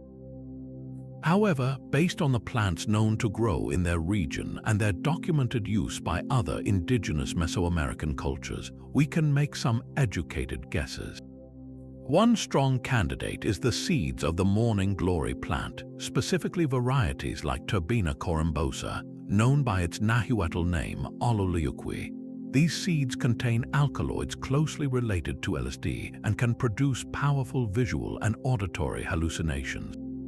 Another possibility is certain species of psychedelic mushrooms, psilocybin mushrooms, which were famously referred to by the Aztecs as Tionanacatl, or flesh of the gods.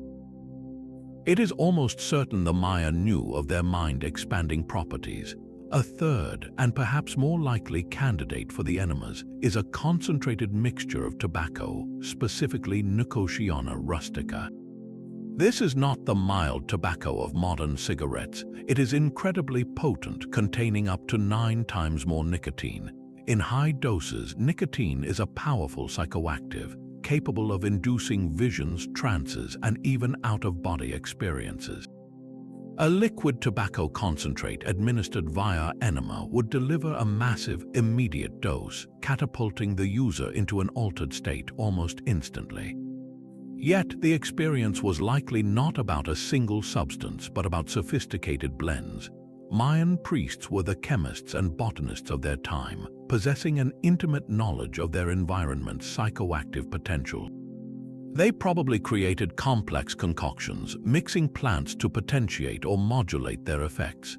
They might have combined the DMT-containing seeds of the anadenanthera tree with plants containing monoamine oxidase inhibitors like the passionflower vine to create a potent, orally active brew similar to the Amazonian ayahuasca. These mixtures would have been carefully calibrated for specific ritual purposes: a mild trance for divining the future, or a full-blown visionary journey for a king preparing for war or seeking to legitimize his rule by speaking directly with a founding ancestor. This nuanced understanding of psychopharmacology represents a vast body of knowledge that was never written down in a way we can now read, but was passed orally from master to apprentice, a tradition that was largely lost with the collapse of their civilization and the later arrival of European missionaries. So, who had access to these profound and potentially dangerous experiences? The evidence strongly suggests that this was not a recreational practice for the common person. The power to communicate directly with the gods was a privilege and a responsibility reserved for the elite, the shaman priests, and the divine kings themselves.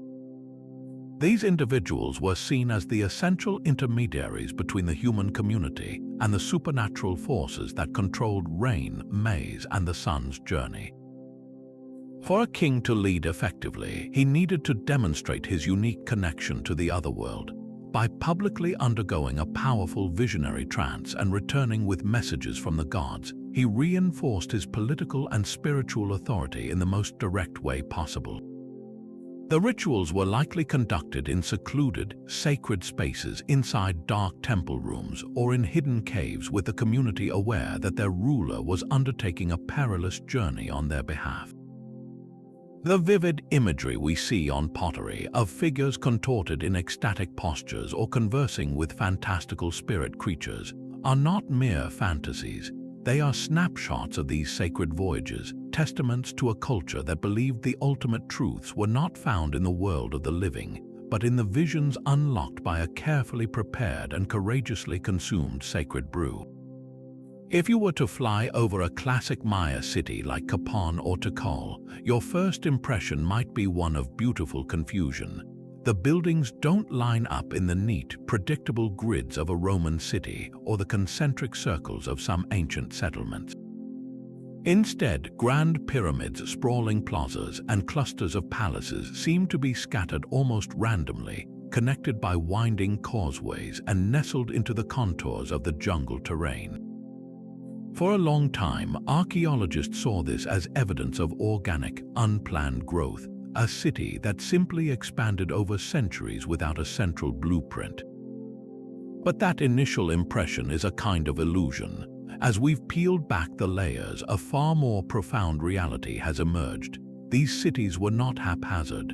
They were meticulously designed celestial maps and sacred landscapes, physical manifestations of a cosmic order where every stone was placed according to a divine plan. The true mystery is unraveling the mind of the master architect who saw not just a city, but an entire universe in a patch of jungle. The key to understanding this lies in the Maya concept of the cosmos.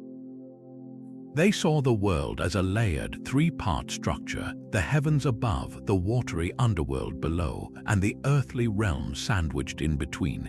This wasn't just a spiritual idea, it was a literal blueprint for urban design. The city center was designed to be an axis mundi, a symbolic center of the world, a place where these three realms could connect. The most dramatic expression of this is the sacred mountain, represented by the towering pyramid temple. When a king or priest ascended the steep steps of a structure like Temple 4 at Tikal, they weren't just climbing a building, they were ritually ascending to the realm of the gods. Conversely, deep caves and natural sinkholes known as cenotes were seen as entrances to the underworld. Xibalba, a city that incorporated such a natural feature, like Chichen Itza with its sacred cenote, was literally building its portal to the gods directly into its urban fabric. The plazas, the vast open spaces between the mountains and the portals, represented the flat, human world where daily life and grand ceremonies unfolded. So, the entire city was a miniature model of the cosmos, a stage where the divine drama of creation, death and rebirth could be perpetually reenacted.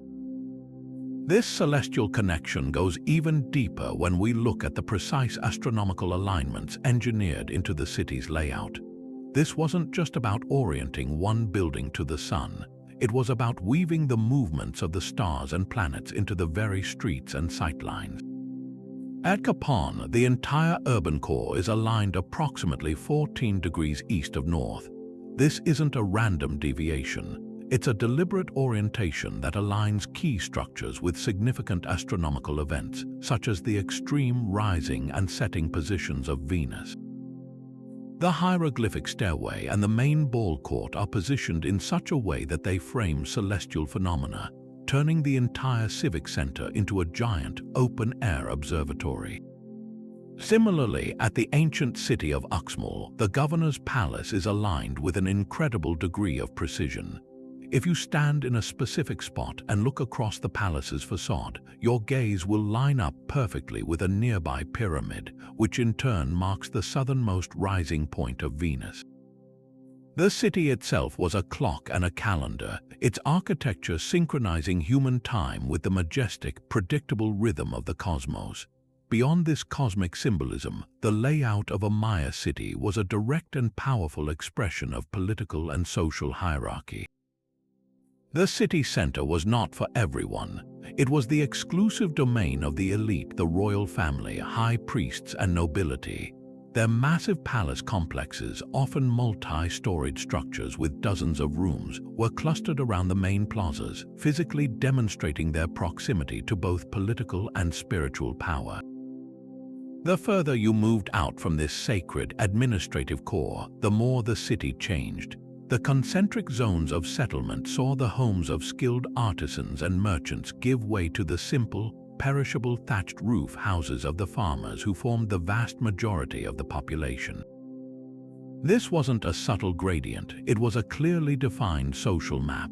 The causeways, those raised white roads that connected different parts of the city, weren't just practical thoroughfares. They were processional ways used for royal parades, religious festivals, and the movement of armies, further reinforcing the control of the center over the periphery. The city's design constantly reminded every citizen of their place in the social and cosmic order, from the king at the summit of the pyramid to the farmer on the outermost edge. So, how did this grand, theoretical master plan actually affect the person walking through the city on a daily basis? For the average inhabitant, life was likely a constant immersion in this sacred geography. The towering pyramids were always visible, a permanent reminder of the king's divine authority and his role as the intermediary with the gods. The sounds and smells emanating from the central plazas during a major ceremony would have permeated the entire community. The ball game wasn't a distant spectacle. The thunderous echo of the rubber ball in the central court would have been a public soundtrack, a recurring reminder of the foundational myth of the hero twins and the eternal struggle between order and chaos. The very act of moving through the city meant navigating a landscape thick with meaning.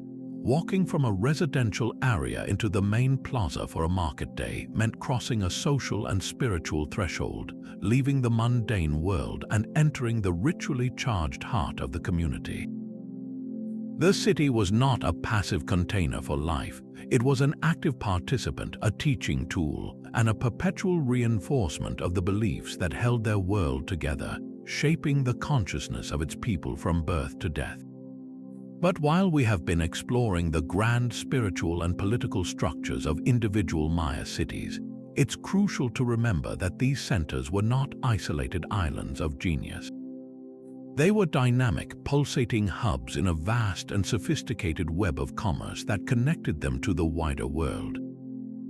Our 17th mystery pulls back the camera to reveal the true extent of Mayan trade networks, a system so far-reaching that it fundamentally changes our perception of them from a mysterious, lone civilization to a vibrant, interconnected society actively engaged with the entire Mesoamerican sphere. The evidence for this sprawling commercial system is literally buried in the ruins of every major city. archaeologists sifting through the soil at a site like Tikal or Kapan consistently uncover artifacts that simply could not have originated locally. Imagine a craftsman in the inland city of Palenque using a razor-sharp blade of obsidian, a volcanic glass prized for its cutting edge. Through chemical analysis, we can trace that specific piece of obsidian back to its source, often to quarries in the Guatemalan highlands, hundreds of miles away. Similarly, the brilliant green jade that adorned kings and queens in their tombs, a stone symbolizing life, water, and authority, came almost exclusively from a single, treacherous source in the Motagua River valley of Guatemala. And then there are the Quetzal feathers, the iridescent emerald plumes that were the ultimate symbol of royalty and divinity. The resplendent Quetzal bird lives only in specific, distant cloud forests. For a ruler in the dry Yucatan to wear a full headdress of these feathers, an elaborate and fragile supply chain had to exist, spanning diverse ecosystems and political borders. These were not rare, one-off curiosities. They were essential components of Mayan elite life, and their presence tells a story of constant, organized, long-distance exchange. Mapping the precise routes of this ancient commerce is a detective story in itself, involving piecing together clues from geography, archaeology, and a bit of informed speculation. The Maya world was bisected by a formidable natural barrier, the dense, nearly impenetrable rainforests of the Patane.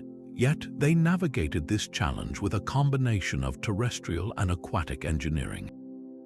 Overland, they established and maintained a network of sakbiob or white roads. These were not mere paths, but raised, plaster-paved causeways that could run for dozens of miles, connecting major cities to their satellites and cutting straight through swamps and hills. While the most famous sakbiob are local, like the one connecting Cabá to Yaxuna, it's certain that a web of well-worn trails, managed by porters who could carry heavy loads on their backs using tumplines, linked regions together. But the real superhighways of Mayan trade were the waterways. Along the coasts, Maya merchants piloted enormous dugout canoes, some capable of carrying tons of cargo along with a crew of paddlers. They sailed the Caribbean coast, hopping from cove to cove, and navigated the river systems that flowed like arteries through the heart of their territory.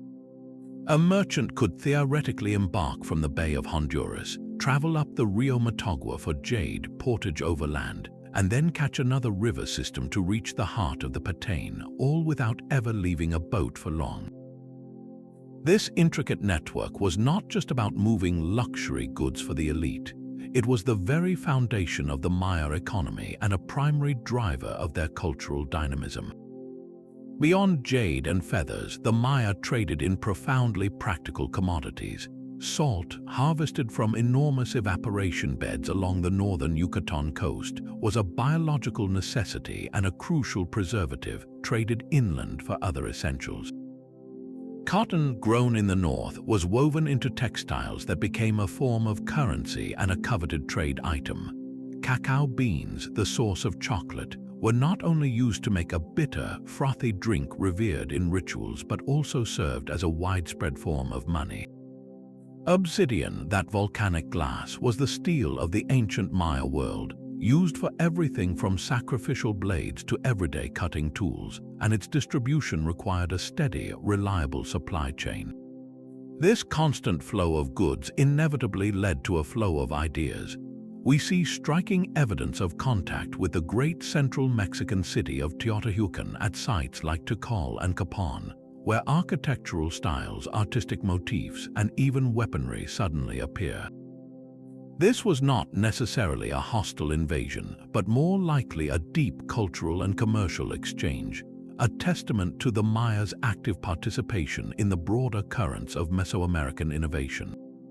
Their cities thrived not in isolation, but because they were plugged into a continent-wide network, drawing in resources, ideas, and wealth that fueled their magnificent artistic and architectural achievements for centuries. But among all the trade goods and cultural exchanges, one commodity stands out for its chilling finality and profound spiritual weight: the trade in human captives destined for the ritual of sacrifice. This brings us to one of the most challenging and widely debated aspects of the Mayan world: the practice and true scale of human sacrifice. It is a topic shrouded in both historical fact and modern sensationalism, and to understand it, we must first set aside our contemporary moral revulsion and try to see it through the lens of the Maya themselves, for whom it was not an act of cruelty, but a sacred, necessary transaction for the survival of the universe. The archaeological evidence for this practice is stark and undeniable. We have already glimpsed the human remains at the bottom of the sacred cenote at Chichen Itza. But that is just one example. At the site of Calakmul, archaeologists uncovered a mass grave containing the skeletons of numerous children, their bodies arranged with care but showing signs of having their chests cut open. In the art, the depictions are even more vivid. Carved stone panels and painted pottery show graphic scenes of heart extraction.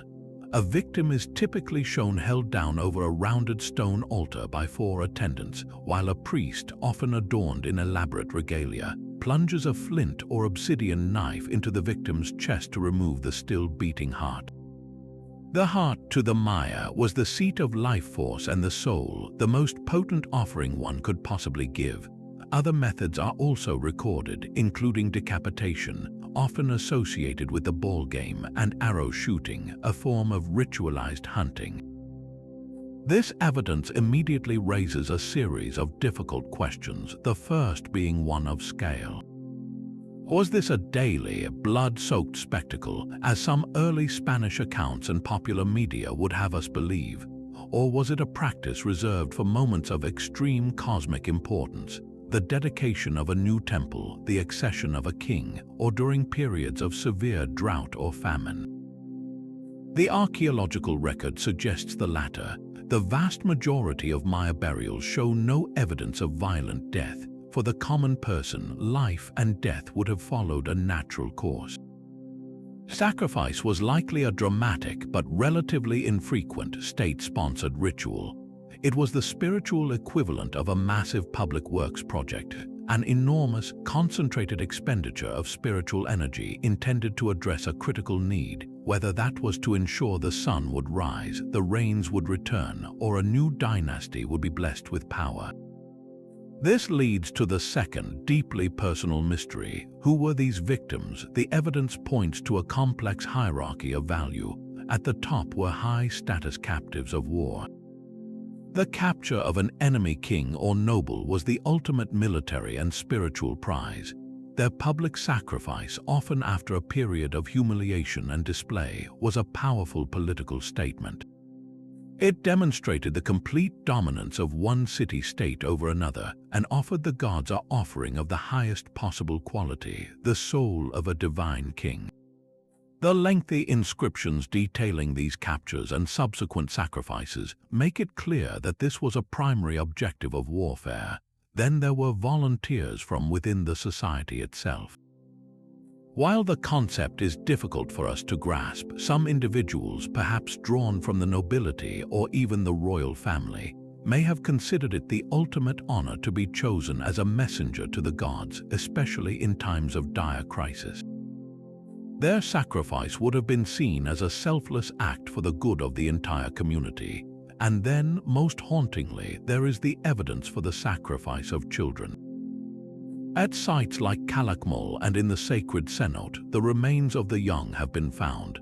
The theological reasoning behind this may have been their perceived state of purity. Their tears and their innocent life force were considered especially potent offerings to the rain god Chok, a poignant and tragic attempt to bring forth rain through the ultimate gift. Underpinning all of this was a theological belief system that viewed the cosmos as a fragile, living entity requiring constant nourishment. The Maya believed that the gods had sacrificed their own blood and energy to create the world and humanity. In return, humanity owed a debt. The sun needed strength to make its perilous journey each night through the dark underworld and rise again each morning. The earth needed vitality to produce maize. The rain clouds needed encouragement to release their water. The most powerful sustenance for these cosmic forces was Ulul, the sacred life force found most concentrated in blood and the human heart. A sacrifice was not an act of destruction, but one of renewal and reciprocity. It was a transaction meant to feed the deities and maintain the balance of the universe. The king, as the primary intermediary, was responsible for orchestrating these rituals. When he oversaw a sacrifice, he was performing his most essential duty, acting as the steward of cosmic order, ensuring that the sun would continue to rise, the crops would grow, and his people would survive. To fail in this duty was to risk the unraveling of reality itself, a fear far more potent than any modern understanding of ethics. The true mystery, then, is not simply the act itself, but the immense weight of responsibility and the profound, if terrifying, worldview that made it not just acceptable, but absolutely necessary in the eyes of an entire civilization. Imagine a rival empire so powerful and so secretive that its very capital remained one of the greatest lost cities of the ancient world for over 1,000 years. This is the story of the Snake Kingdom, known in the glyphs as Conal, a Maya superpower that for nearly 2 centuries dominated the political landscape, orchestrating wars, forging alliances, and challenging the supremacy of Tikal itself. For generations of scholars, the Snake Kingdom was a ghost, a name that appeared in the inscriptions of other cities, a shadowy force blamed for defeats and credited with influence, yet with no physical heart to call its own. Its capital was the ultimate cold case, a mystery that could only be solved by a modern alliance of epigraphers reading the ancient texts and archaeologists digging in the dirt. Their combined efforts have not only revealed the likely capital, but have completely rewritten our understanding of the classic Maya world, revealing it not as a collection of independent city-states, but as a landscape dominated by 2 colossal superpowers locked in an epic, generations-long struggle for control. The first clues to this vast empire came not from a grand ruin, but from the silent testimony of stone monuments in cities that had been defeated. Epigraphers, the linguistic detectives of the Maya world, began noticing a recurring title in the inscriptions of sites like Naranjo and Caracol. They were being ruled by individuals who claimed allegiance to a mysterious, holy lord of the snake.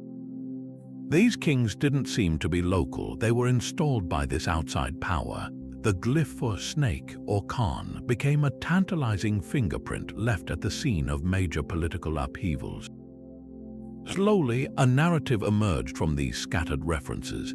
The Snake Kingdom wasn't just another city, it was a hegemonic empire, a network of vassal states and allies bound together by strategic marriages, political coercion, and military might. It was a different model of power than the direct conquest of the Romans. It was a spider web of influence with the unseen capital at its center, pulling the strings of politics across the lowlands. The great enemy of this Snake Kingdom was consistently Tikal. The 2 powers were the Athens and Sparta of the Maya world, and their conflict defined an entire era, a cold war that frequently turned hot. The search for the physical heart of this phantom empire became one of the great quests in Mesoamerican archaeology. Many sites were proposed, but the evidence was always circumstantial. The breakthrough came when scholars started to connect the dots between the epigraphic record and the sheer, overwhelming scale of one particular city, Calakmul. Located deep in the Guatemalan rainforest, Calakmul is a behemoth. Its name means City of the 2 Adjacent Pyramids, and it is one of the largest Maya sites ever uncovered, with over 6,000 structures identified and a population that may have rivaled Tikal's. But size alone wasn't proof. The clincher came from the marriage of text and artifact. At Calakmul, archaeologists uncovered tombs of powerful rulers, and within them, pottery and other objects inscribed with the Snake Kingdom emblem glyph.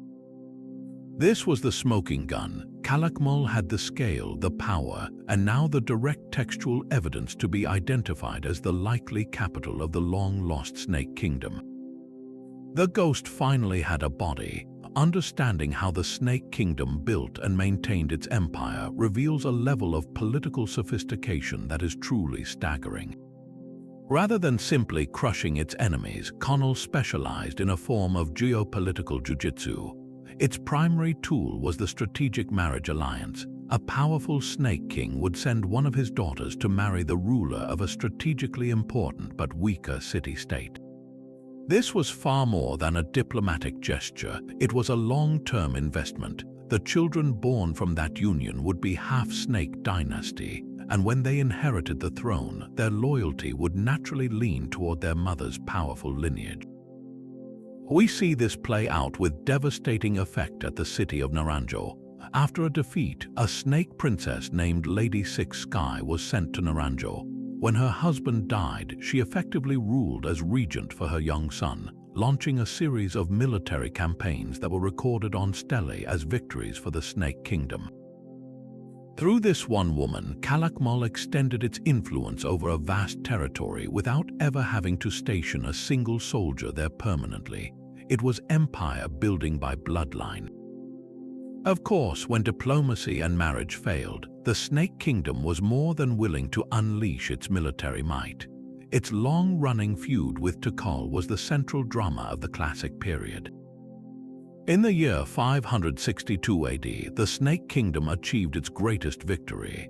Inscriptions tell us that a ruler from the Calakmul alliance, Sky Witness, orchestrated a devastating defeat of Tikal, leading to the capture and likely sacrifice of Tikal's king. This event, known as the Tikal hiatus, plunged the great city into a period of silence for over a century, with few monuments built and its power seemingly broken. For 130 years, the Snake Kingdom reigned supreme, its network of allies stretching across the Maya world. This was the pinnacle of Conall's power, a testament to a political model that combined shrewd diplomacy with overwhelming force. The Maya world was, for a time, a unipolar sphere with Calakmul as its undisputed center, but all empires, no matter how brilliantly constructed, eventually faced their decline. The story of the Snake Kingdom's fall is a mirror of the wider Maya collapse, but with its own unique twists. The re-emergence of Tikal in the late 7th century marked the beginning of the end. In 695 AD, Tikal's king, Jasor Chan Kayawil I, achieved a monumental victory over Calakmul, capturing its ruler and shattering the aura of invincibility that the Snake Kingdom had cultivated. This was more than a single lost battle. It was a geopolitical earthquake that sent shockwaves through the entire alliance network. Vassal states saw their opportunity to break away, and the carefully woven web of loyalties began to unravel. As the drought conditions that plagued the entire region intensified, Calakmul's immense population became a liability. Its reservoirs, like those at Tikal, likely failed, leading to famine and social unrest. The king's divine covenant was broken. He could no longer deliver victory or reign. The final silence at Calakmul is deafening. The last known monument was erected in the early 9th century, and then the great city, once the command center of a vast empire, was slowly consumed by the jungle.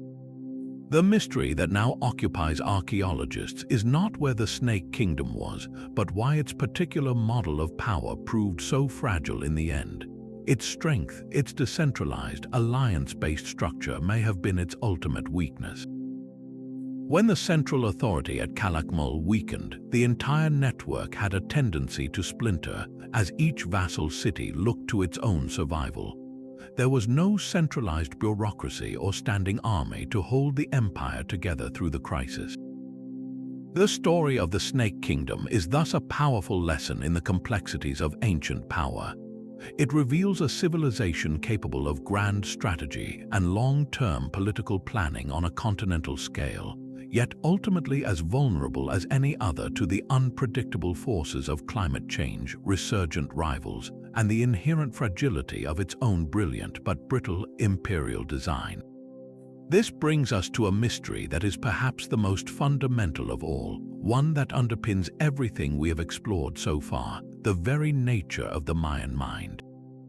We have journeyed through their cities, deciphered their calendars, and witnessed their rituals, but to truly understand why they did these things, we must step inside their unique perception of the cosmos. For the Maya, reality was not the flat, linear progression of events that we perceive today. Theirs was a vibrant, multi-layered, and profoundly animate universe where time was a sacred, circular wheel, and the boundaries between the human world, the heavens, and the terrifying underworld were thin, permeable veils. At the heart of this worldview was the concept of cyclical time. We, in the modern world, generally see time as a one-way arrow, flying from a distant past toward an unknown future. For the Maya, this would have been a terrifying and chaotic notion. Their time was composed of great, interlocking cycles like the gears of an immense cosmic clock. The daily journey of the sun, the monthly phases of the moon, the 584-day cycle of Venus, and the grand turning of the 52-year calendar round, all of these were repeating patterns.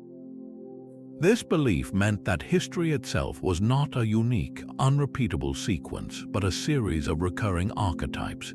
The events of a past great cycle were destined to repeat, in essence if not in exact detail, in the cycles to come.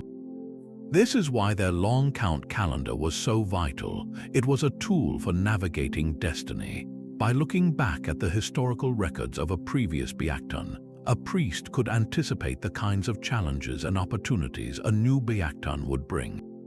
A king's victory could be framed as a reenactment of a legendary ancestor's triumph. A period of drought might be understood not as a random climate anomaly, but as the return of a hardship faced and overcome by the gods in the mythic past.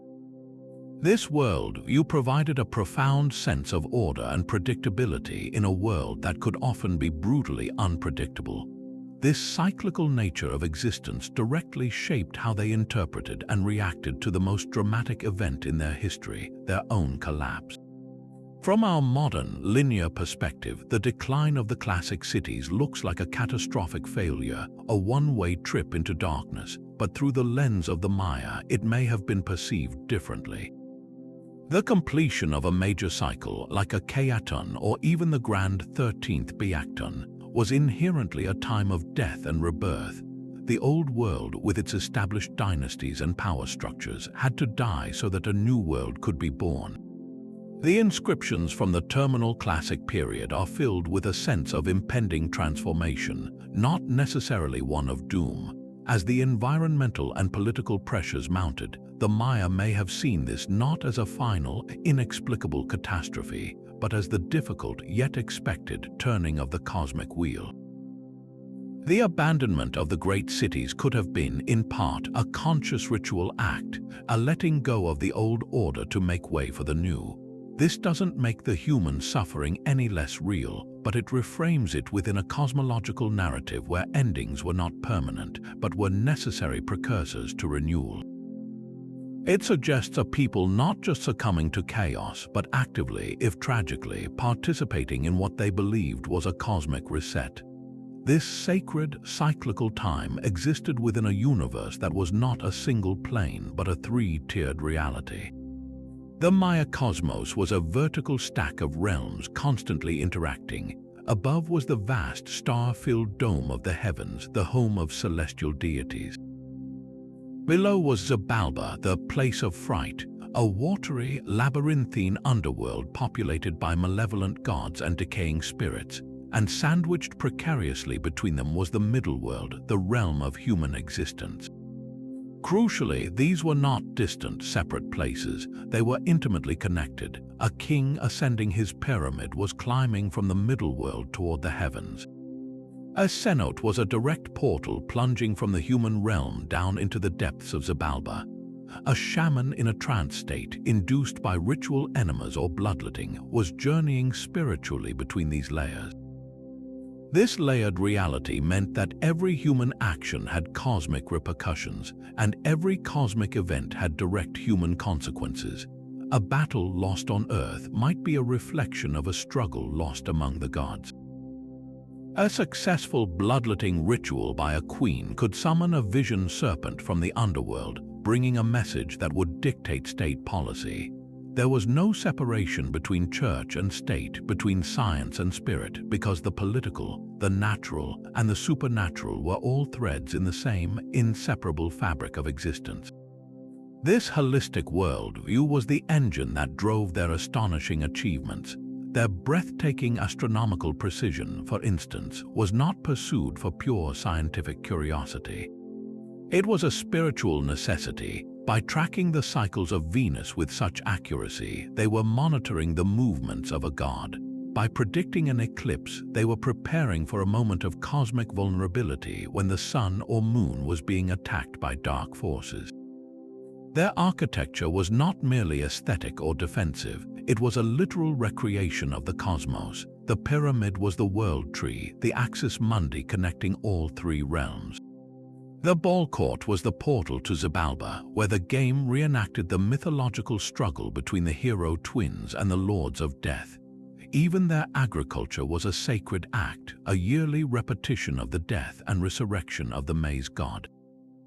Every planted seed was a tiny prayer, a participation in the eternal cycle of life, death, and rebirth that governed everything from the smallest plant to the grandest king.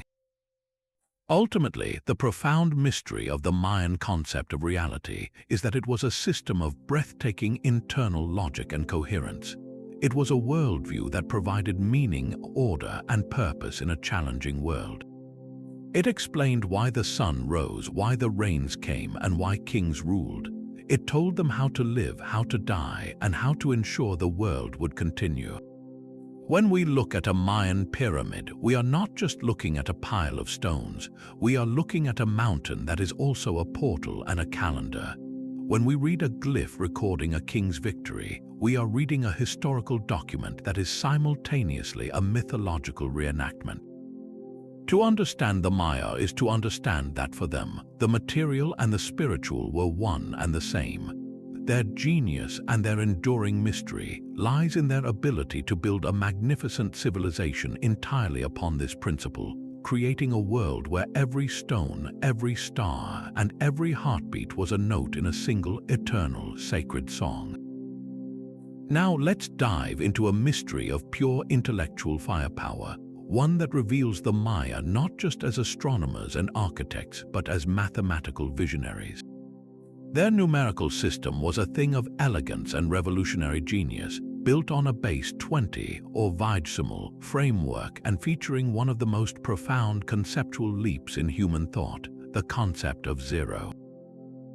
While scholars in medieval Europe were still struggling with Roman numerals, the Maya were performing complex calculations with a placeholder for nothingness, a tool that would not become common in the West for another millennium. The true puzzle here is not whether they were brilliant mathematicians. The evidence for that is overwhelming, but the full, hidden scope of how they applied this sophisticated knowledge to the practical challenges of their world.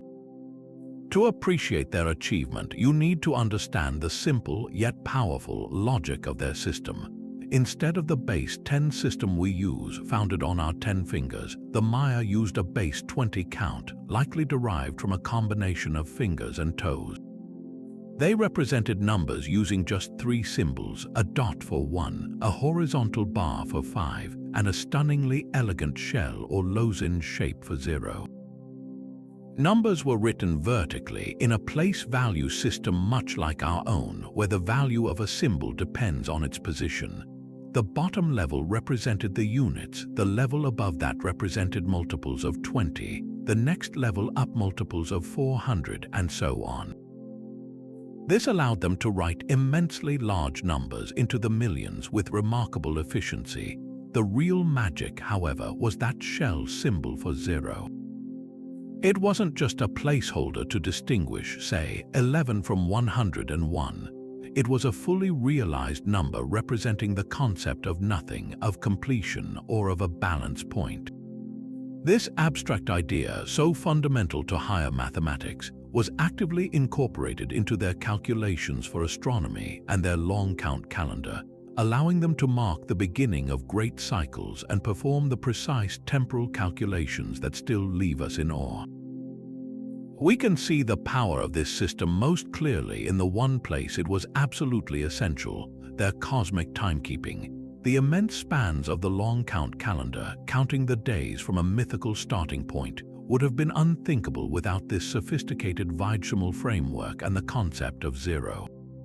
Calculating the precise length of a Venus cycle, which is 584 days, requires dealing with fractions and remainders that are far easier to manage with a flexible place value system. The surviving Dresden Codex, a breathtaking pre-Columbian book, contains pages of complex astronomical tables that function like logarithmic charts, predicting the movements of Venus and lunar eclipses with stunning accuracy. These are not simple counts, they are the products of advanced computation, the work of priest astronomers who used their base 20 math to model the cosmos itself. They were, in effect, performing a form of calculus long before it was formally defined in Europe, all to track the rhythmic, sacred dance of the heavens. This undeniable proficiency leads us directly to the heart of the mystery. If they could calculate the orbit of Venus and plot eclipses centuries in advance, what other, more earthly, problems did they solve with this mathematical toolkit? The frustrating truth is that the vast majority of their practical applications are lost to us. The Spanish bishops who burned the Maya codices in the 16th century likely incinerated the equivalent of their engineering textbooks, their land survey records, and their mercantile ledgers. The 4 surviving books are overwhelmingly religious and astronomical in nature, so we are left to piece together the possibilities from the physical remains of their civilization. Consider the sheer scale and precision of their architecture. The pyramid known as El Castillo at Chichen Itza has 4 sides, each with 91 steps. When you add the top platform, you get 365, a perfect solar calendar in stone, aligning the structure so that the equinox shadow creates the illusion of a serpent slithering down the staircase required an incredible understanding of angles, proportions, and solar geometry. This was not achieved by guesswork. It implies a deep knowledge of practical geometry and trigonometry, used to plan and execute construction on a monumental scale. We can extend this line of reasoning to their massive hydraulic engineering projects. The complex system of canals and reservoirs at a city like Tikal, designed to capture and store millions of gallons of rainwater, required careful planning. Determining the slope of a canal to ensure proper water flow, calculating the volume of a reservoir to know its capacity, and distributing this water across a sprawling urban center all demand sophisticated mathematical models. It seems almost certain that Maya engineers used their Vaidyamal math for land surveying, to demarcate property boundaries, plan agricultural terraces, and manage the intricate trade networks that connected their cities. The movement of vast quantities of goods, jade, obsidian, salt, cacao beans, would have benefited from a standardized system of weights, measures, and valuation. Cacao beans were used as currency, but for large-scale trade, a more abstract system of accounting was almost certainly needed. Their mathematics was likely the invisible framework that supported their entire economy and infrastructure, the intellectual machinery humming quietly behind the grandeur of their stone cities and the bustle of their markets. So, the enduring enigma of Mayan mathematics is not one of ability, but one of lost context. We can see the summit of their intellectual achievement in the astronomical codices, but the broad base of the mountain, the everyday, practical applications that touched every aspect of life, lies buried, hinted at only by the silent testimony of their engineering marvels. Were there Maya equivalents of Archimedes or Pythagoras, individuals who wrote treatises on the properties of shapes or the nature of numbers? It is entirely possible. Their concept of zero alone proves they were thinking on a profoundly abstract level. The tragedy is that the full breadth of their mathematical thought, a system that perfectly blended pragmatic problem-solving with cosmic exploration, may have gone up in the smoke of a single disastrous auto-da-fe, leaving us to wonder just how much more they truly knew. For nearly 2 centuries after Hernán Cortés first set foot on the Yucatan coast, the Spanish conquest of the Maya world was a slow, bloody, and frustratingly incomplete project for the European invaders. Great cities had fallen, populations had been decimated by disease and warfare, and the cross had been erected atop the ruins of countless temples. Yet deep within the dense, unconquered rainforests of what is now Guatemala, a final, defiant kingdom endured.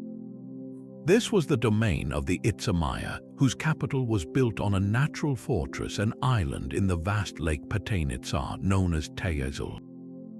Their prolonged independence, holding out until the year 1697, long after the Aztec and Inca empires were distant memories, presents a gripping mystery of military strategy, geographic cunning, and the sheer force of cultural will, forcing us to ask how this last bastion managed to defy the tide of history for so long. The secret to the Itza's astonishing resilience began with their geography. Tayazul was not just a city on a lake, it was an island citadel, a position of immense natural strength. The surrounding Patane rainforest was a formidable barrier in its own right, a tangled, disease-ridden wilderness that swallowed Spanish expeditions whole, defeating them with distance, hunger, and fever long before they ever saw the glint of the lake. For the Spanish, with their heavy armor, horses, and cumbersome supply trains, this terrain was a nightmare. For the Itza, it was a protective moat. The lake itself was their final, impenetrable wall. A Spanish force arriving on its shores would be faced with the sight of a thriving city across the water, its temples and houses clearly visible, yet utterly unreachable without a flotilla of boats the conquistadors did not possess. The Itza, in contrast, were masterful canoeists, able to move troops, supplies, and messengers across the lake with ease, controlling every approach. This geographic advantage allowed them to monitor Spanish movements from a distance and retreat to their island sanctuary whenever a serious threat emerged, making a direct assault a logistical impossibility for the better part of 2 centuries. Beyond this environmental shield, the Itza employed a sophisticated and cunning diplomatic strategy, expertly playing upon Spanish expectations and divisions. They became masters of strategic deception. When Spanish friars or soldiers managed to reach their shores, the Itza rulers would often receive them with a facade of polite interest and even feigned willingness to convert to Christianity. They would listen to the sermons, allow the construction of a small, symbolic chapel, and then, once the Spanish delegation departed, they would simply return to their traditional ways, often dismantling the foreign structures. This bought them priceless time, creating a cycle of hope and frustration for the Spanish authorities. The Itza were also keenly aware of the political and religious rivalries among the Europeans themselves. They understood the tension between the military governors who advocated for outright conquest and the Franciscan and Dominican missionaries who believed the Maya could be peacefully converted. By stringing the missionaries along, the Itza effectively neutralized the more immediate threat of a full-scale military invasion for decades, leveraging the internal conflicts of their enemies as a form of defense. Central to this story of defiance were the Itza's final rulers, figures who navigated this existential crisis with a mix of pragmatism and unyielding principle. The most famous of these was the last independent Itza king, known as Ajor Kan Ek. He was a man caught between 2 worlds, a leader who understood the overwhelming power he faced yet was determined to preserve his people's sovereignty and soul. He engaged in lengthy dialogues with Spanish missionaries, including the famous Franciscan friar Andrés de Avendano, who left detailed accounts of his encounters. In these meetings, Kan Ek displayed a deep knowledge of his own people's prophecies, which strangely seemed to anticipate the arrival of the foreigners. Some scholars suggest he may have interpreted the Spanish through this prophetic lens, initially seeing them not just as invaders but as figures in a predetermined cosmic drama, which may have influenced his tactics of delay and negotiation. He was a diplomat and a strategist, but in the end, he was also a war leader, destined to face the final, overwhelming assault on his world. That final assault came in 1697, orchestrated by a hardened Spanish governor from Yucatan, Martin de Ursua. Ursua had learned from the failures of his predecessors. His campaign was not another reckless jungle expedition. It was a methodical, overwhelming military operation. Crucially, he bypassed the impassable land routes by having his soldiers construct a large, heavily armed galleon, right there in the heart of the Patane, a vessel he ominously named the Gloria. This ship, capable of carrying cannon and scores of soldiers, was the key that would finally unlock the Itz's aquatic fortress. When the Gloria, accompanied by a fleet of smaller canoes, sailed into Lake Patane-Itza, the technological disparity was suddenly and brutally clear. The Itza warriors, armed with spears and arrows, faced cannon fire and disciplined volleys from Spanish muskets. The battle for Tayazul was short and devastating. The island city was stormed, its idols were torn down, and a church was raised in their place. King Kan-ek was captured, along with his family and other nobles, and taken away to be indoctrinated and live out their days under Spanish control. The final independent Maya kingdom had fallen. Yet, the capture of Tayazul and the collapse of its political structure was not the end of the Maya people, and this leads to the deepest layer of the mystery, the profound and enduring mystery of their cultural survival. The Spanish conquest aimed for nothing less than the total erasure of Mayan identity. Their books were burned, their languages suppressed, and their gods demonized. But the Maya did not vanish. They retreated into the fabric of their own communities, preserving their worldviews in the only ways left available to them. They became masters of cultural syncretism, weaving their ancient beliefs into the imposed rituals of Catholicism. The rain god Chok found a new face in Saint Isidore the Farmer. The world tree, the axis of their cosmos, was reimagined in the Christian cross. Their ancient calendar, the Tzolk'in, continued to be calculated in secret by day keepers in remote villages, its sacred rhythms governing ceremonies conducted away from the eyes of colonial priests. This resilience is not a relic of the past, it is a living, breathing reality.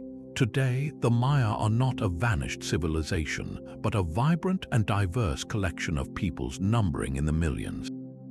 They speak more than 30 Mayan languages, where traditional textiles woven with patterns that encode centuries of cosmology, and continue to fight for their land and rights across Mexico, Guatemala, Belize, and Honduras. The mystery of the Itza's last stand, therefore, transforms from a simple tale of military defeat into a far more complex story of cultural continuity. Their prolonged resistance bought not just time, but a space for identity to root itself so deeply that even the most concerted efforts at eradication could not pull it out. The true fate of the last independent Maya was not to disappear, but to go to ground, to weave their spirit into the hidden patterns of daily life, ensuring that the voices of their ancestors would never truly fall silent, but would instead whisper and sometimes shout across the centuries. Now we turn our attention from grand pyramids and sprawling cities to objects you can hold in the palm of your hand, yet which possess a mystery as deep as any temple. These are the eccentric flints, some of the most visually stunning and intellectually baffling artifacts ever produced by the Maya. Imagine a piece of dark, glossy obsidian or a chunk of dull gray chert, but instead of being shaped into a simple arrowhead or a knife, it has been painstakingly chipped and pressure flaked into an impossibly intricate form.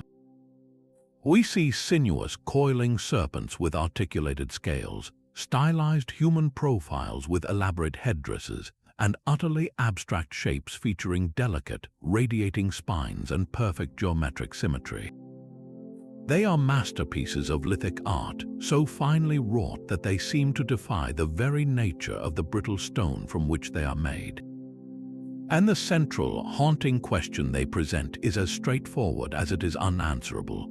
In a world of very practical needs, why would a civilization devote such an astonishing amount of skill and labor to create objects that, by their very design, appear to have no practical use at all? The word eccentric here is perfectly chosen, meaning deviating from the conventional or established norm. These are not your typical stone tools. If you examine a classic Mayan spear point, you see a design governed by function: a strong, sharp tip, sturdy edges for cutting, and a base designed for secure hafting to a wooden shaft. An eccentric flint shatters every one of these rules. Their forms are often asymmetrical and incredibly delicate, with long, thin projections that would snap with the slightest lateral pressure.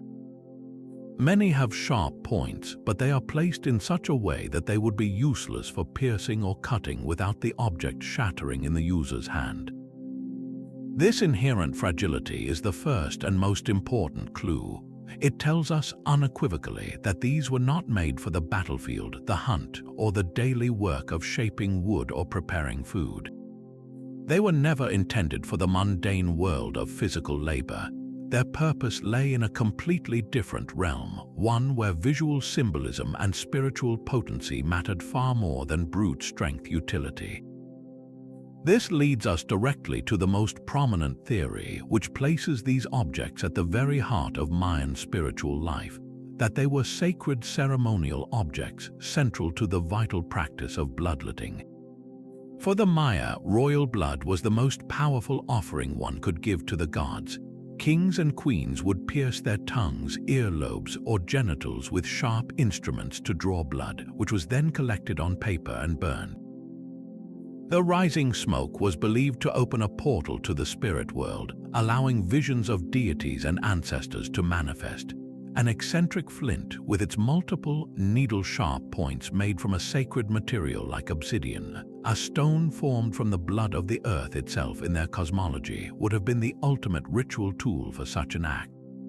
It wouldn't need to be durable. A single, profound use in a state ceremony was its entire raison d'etre. The intricate form, perhaps depicting a god or a cosmic serpent, would transform the act from mere mutilation into a deeply symbolic performance, where the ruler was not just drawing blood but engaging directly with the spiritual entity represented by the object itself. Yet the mystery deepens when we consider the truly mind-boggling level of skill required to create them. We are not talking about simple chipping here. The process of knapping an eccentric flint is one of the highest forms of the flint knapper's art, a feat that even modern master craftsmen with perfect tools and lighting struggle to replicate. The artisan would have had to work using indirect percussion and pressure flaking, applying precise force with an antler tine or a hard wooden tool to detach tiny, controlled flakes along the edge of the stone. One wrong tap, one miscalculation of the stone's internal stress, and the entire piece, which may have represented weeks or even months of labor, would shatter into worthless fragments. The creator had to hold the entire complex, multi-limbed shape in their mind while working on a material that offers no second chances. This immense investment of time and rare talent suggests these objects were not merely tools, even ceremonial ones. They were themselves objects of immense power and value, perhaps commissioned by kings as potent symbols of their own authority and their exclusive ability to command such extraordinary craftsmanship. This combination of spiritual symbolism and supreme artistry points to a third possibility, that eccentric flints were never meant to be used at all in any physical sense. Perhaps they were votive offerings, objects created solely to be given as a gift to the gods. The act of creation itself, the intense focus, the ritualized skill, the channeling of a divine form from a raw piece of stone could have been the true offering. Once completed, this masterpiece of devotion might have been placed in a sacred cache, buried beneath a temple platform, or tossed into a deep cenote as a permanent gift to the deities of the underworld. In this light, their fragility makes perfect sense. They were designed for a one-way journey into the spiritual realm, not for repeated use in ours. The value was in the sacrifice of the labor and the artist's skill, an offering far more precious than any simple, functional tool could ever be. Each eccentric flint, then, is a frozen prayer, a permanent piece of human genius sacrificed to the gods, left for us to find millennia later, still radiating the aura of the profound and secret purpose for which it was made. But while we can gaze upon their sculptures and decipher the meanings in their glyphs, there is an entire dimension of their world that has vanished almost entirely: the soundscape. We can see what they built and read what they wrote, but what did their world actually sound like? This brings us to one of the most intimate and elusive mysteries of all: reconstructing the authentic sound of the classical Mayan language. We can translate the words of a king from a stone stela, understanding his boasts of victory and his lineage, but the voice that once spoke those words, with its particular cadence, its unique consonants, and its possible tonal inflections, is a ghost. The acoustic reality of their civilization, from the shouts in the marketplace to the solemn chants of a high priest, has fallen silent, leaving linguists with a fascinating and complex puzzle to solve. The foundation for this acoustic reconstruction rests on two crucial pillars: the evidence locked within the glyphs themselves and the living legacy of modern Mayan languages. The Maya script, as we've discovered, is a mix of logograms and critically syllabic signs. These syllabic signs are the phonetic building blocks of the language. For example, a sign representing the syllable ka could be used to spell out words that contain that sound. By carefully analyzing how these syllables combine in thousands of inscriptions, linguists can deduce the probable sound values for a great many of them. It's like having a vast stone crossword puzzle where the clues are the words themselves. However, the glyphs only take us so far. They don't tell us everything about pronunciation.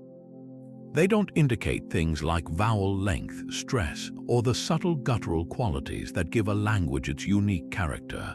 For that, we must turn to the 30-plus Mayan languages still spoken today by millions of people across Mexico and Central America. Languages like Yucatec, Quechua, and Quechua are the direct descendants of the classic Mayan tongue. By studying their sound systems, linguists can make educated guesses about the phonological inventory of their ancient ancestor, assuming that certain core sounds have persisted over the centuries. The second vital source comes from a dark chapter in Maya history: the Spanish colonial period. Early Spanish missionaries, in their zeal to convert the Maya to Christianity, realized they needed to understand and transcribe the native languages. Friars like Diego de Landa, infamous for burning Maya codices, also produced detailed grammars and dictionaries of the Yucatec Mayan language.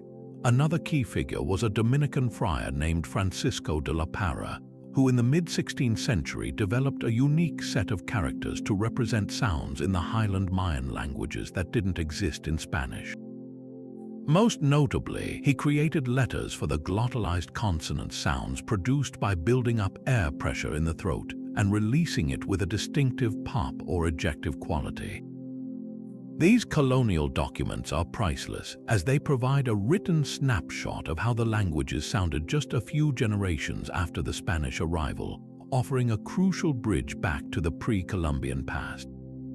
So, what does the current, best scholarly reconstruction suggest classic Mayan sounded like? To our modern ears, it would likely strike us as percussive, complex, and full of sounds that are uncommon in English or Spanish. A defining feature was likely the use of those glottalized consonants. Imagine the difference between the P in spin and the P in pin. In Mayan, that aspirated P in pin might have had a glottalized counterpart, written in reconstructions as P, produced by closing the vocal cords and releasing the sound with a sharp, popping quality. They had a series of these for sounds like T, K, and TZ. The language also featured a uvular Q sound produced far back in the throat, similar to the Q in Arabic Quran, which would have given it a deep, resonant texture.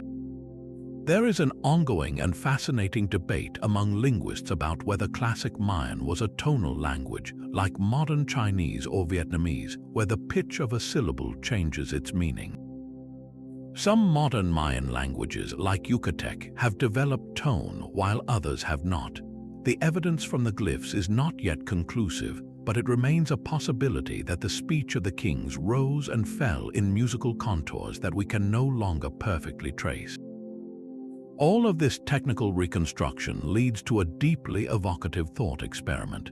Let's take a specific, famous inscription, like the hieroglyphic text on Stela D from the city of Quirigua. This monument celebrates the King Kayak Tilu Chan Yopot and his monumental victory over his former overlord from Kapan.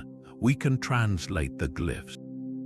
We can understand that it speaks of Star War events, the capture of a rival ruler, and rituals of bloodletting. But what if we could truly hear it? The reconstructed pronunciation would not be a smooth, flowing sentence. It would be a series of sharp, staccato bursts. The king's own name, Kayak Tilu Chan Yopot, would be spoken with those distinct glottal stops, Kayak Tai Lu Chan Yopota, each syllable enunciated clearly. Imagine that proclamation echoing across a grand plaza during a ceremony, the sounds bouncing off the stone pyramids, the complex percussive rhythm of the language conveying not just meaning but a raw, authoritative power. The sound itself would have been a tool of statecraft, its unique and difficult pronunciation perhaps even serving as a marker of elite status, setting the nobility apart from the common people who may have spoken a different dialect.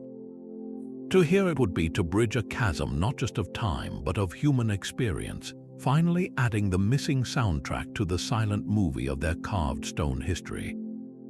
This brings us to a mystery born not from the slow decay of time, but from a single, deliberate act of destruction, a moment of fire that represents one of the most devastating cultural tragedies in human history. We have been piecing together the Mayan world from the stone they left behind, but they were a people of both stone and paper. Their preferred medium for recording the vast expanse of their knowledge was the codex, a beautiful screen-fold book made from the inner bark of the wild fig tree, coated with a thin layer of lime plaster to create a smooth, white writing surface. These weren't simple scrolls, they were sophisticated Leporello-style books that could be unfolded to create a continuous narrative many feet long, filled with vibrant glyphs and illustrations painted in rich, organic pigments. Every major city likely had its own library or scriptorium, housing hundreds, perhaps thousands of these volumes. They were the living, breathing repositories of Mayan intellect, their encyclopedias, their history books, their scientific manuals, and their sacred texts. And then, in the 16th century, almost all of them were systematically sought out and burned. The central figure in this catastrophe is a man of profound contradiction, the Franciscan friar Diego de Landa. Arriving in the Yucatan in the 1540s, Landa was initially a dedicated, if zealous, missionary. He learned the Yucatec Maya language and even wrote a detailed account of their culture and customs, a work that would later become an invaluable, if deeply biased, resource for scholars. But his fervor curdled into fanaticism. In the town of Mani in 1562, he presided over a brutal auto da fe, a public spectacle of penitence and punishment. Convinced the Maya had secretly returned to their idolatrous practices, Landa gathered every codex he could find, along with countless religious sculptures. He built a great pyre and committed them all to the flames. His own justification was chillingly straightforward. He declared the books contained nothing but superstition and lies of the devil, and that they were a dangerous obstacle to the Maya's conversion to Christianity. In a single, smoky conflagration, centuries, perhaps millennia, of accumulated knowledge were reduced to ash. The act was so extreme that even some of Landa's contemporaries were horrified, and he was eventually recalled to Spain to answer for his methods, though he would later return as the Bishop of Yucatan. The scale of the loss is almost incomprehensible. We are not talking about a handful of books. The estimates, based on Landa's own writings and other colonial accounts, suggest that thousands of codices were destroyed across the Yucatan and beyond. To put this in perspective, imagine if every library in Europe had been emptied and their contents burned, leaving behind only a few surviving fragments. That is the magnitude of the intellectual catastrophe that befell the Maya. The survival of only 4 codices that are widely believed to be pre-Columbian is a statistical miracle. We know them today as the Dresden, Madrid, Paris, and Grolier codices, named for the cities where they now reside. Their survival is a story of sheer luck, likely smuggled out of the Maya region and sent to Europe as curiosities for royal collections shortly after the conquest, where they sat unrecognized in dusty archives for centuries before their true value was understood. This leads us directly to the haunting, unanswerable question at the heart of this mystery. What priceless knowledge was consumed by those flames? The 4 surviving books offer us a tantalizing yet heartbreakingly narrow glimpse of what was lost. The Dresden Codex, for instance, is a breathtaking astronomical almanac. Its complex tables track the movements of Venus and Mars, predict solar eclipses, and even outline a sophisticated system for warning about rainy seasons. It is a document of pure scientific genius. But it forces us to wonder, were there other codices dedicated solely to medicine, detailing herbal remedies and surgical techniques that we are still struggling to rediscover through archaeology? Were there volumes of poetry and literature, epic tales that rivaled the Popol Vuh but were composed in the classic period? The stone inscriptions tell us the who and when of kings, but the codices could have contained the why, the intricate motivations, the diplomatic correspondence between cities, the personal memoirs of rulers, and the nuanced philosophies that guided their courts. The loss extends beyond history and science into the very soul of their spirituality. The Madrid Codex is filled with rituals and depictions of gods, but it is likely just a priest's manual, a practical guide for ceremonies. The lost libraries must have held the equivalent of their theological summas, their detailed cosmologies explaining the nature of the gods and the afterlife in their own words, not filtered through the hostile lens of a Spanish friar. The glyphs we struggle to decipher on stone were surely explained in these paper books. A single surviving codex could have contained a glyphic dictionary, a master key that would have unlocked the entire language in a fraction of the time it has taken epigraphers to painstakingly reconstruct it glyph by glyph. The burning of the codices was not just the destruction of objects, it was the silencing of a civilization's voice. It created a chasm of understanding that we are still trying to bridge, forever left to wonder about the full, magnificent breadth of a world we can now only see through a keyhole that was almost completely sealed shut by the smoke of a single, fateful fire in the town of Mani. Perhaps even more astonishing than their ability to track the stars was their ambition to rebuild the very earth in the heavens' image. We've seen how individual pyramids served as astronomical instruments, but this celestial obsession was woven into the fabric of their world on a scale that is almost unimaginable.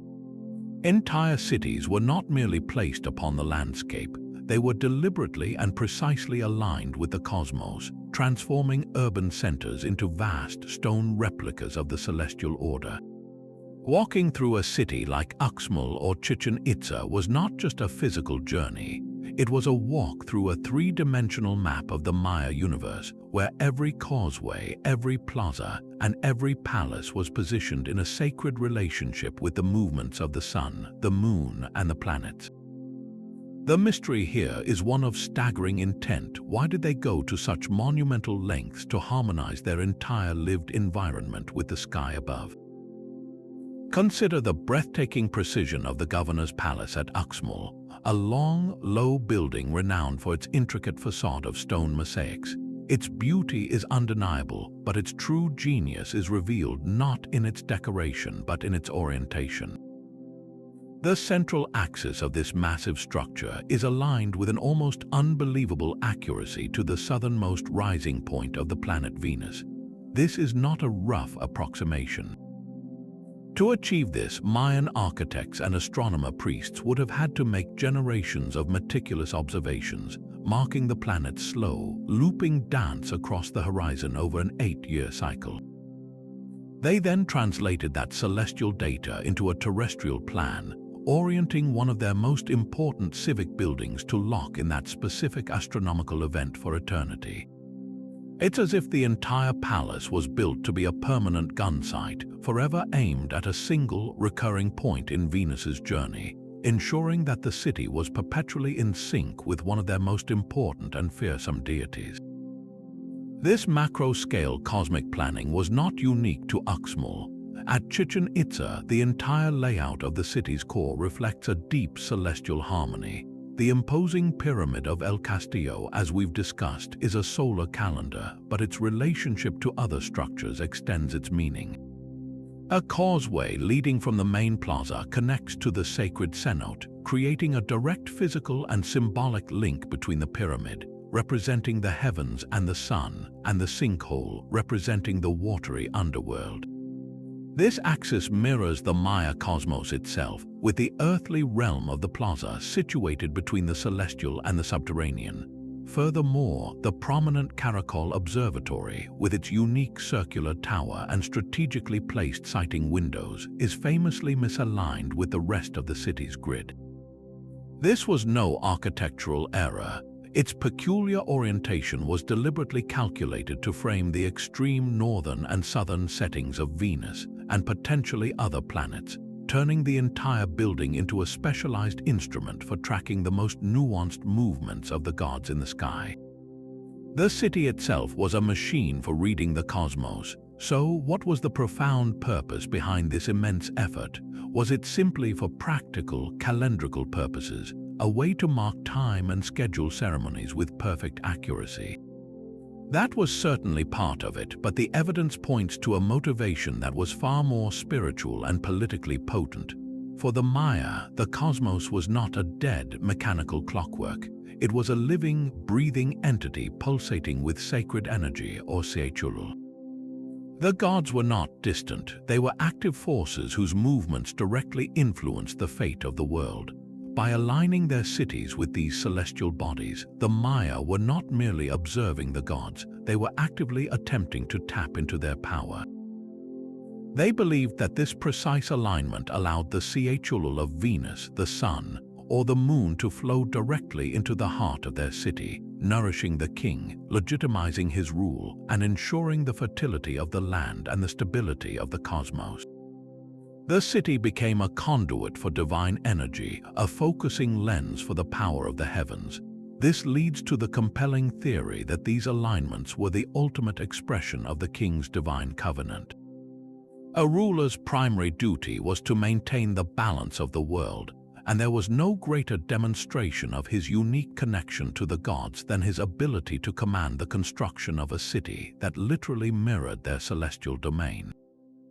When the people of Uxmal saw the governor's palace perfectly aligned with the rising of Venus, it was a constant, stone-carved reminder that their king held the favor of the war god. He was the earthly anchor for the cosmic order. This integration of cosmology into urban planning was therefore not just an act of faith, but a brilliant piece of political theater and social control. It embedded the state's ideology directly into the immutable landscape, making the king's authority seem as natural and inevitable as the rising of the stars themselves. The holistic thinking required for such a feat, merging architecture, astronomy, theology, and political science into a single, coherent vision, represents a pinnacle of human ingenuity that we are still, centuries later, striving to fully comprehend and appreciate.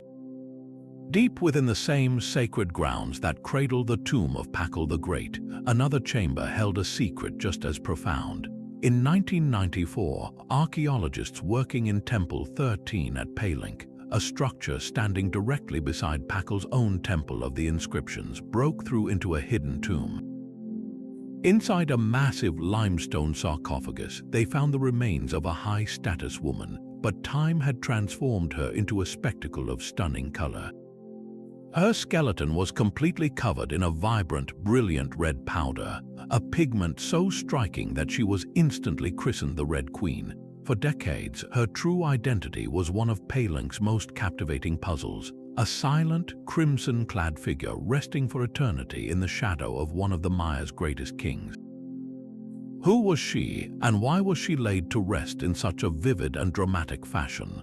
The investigation into her identity became a masterclass in blending traditional archaeology with cutting-edge science.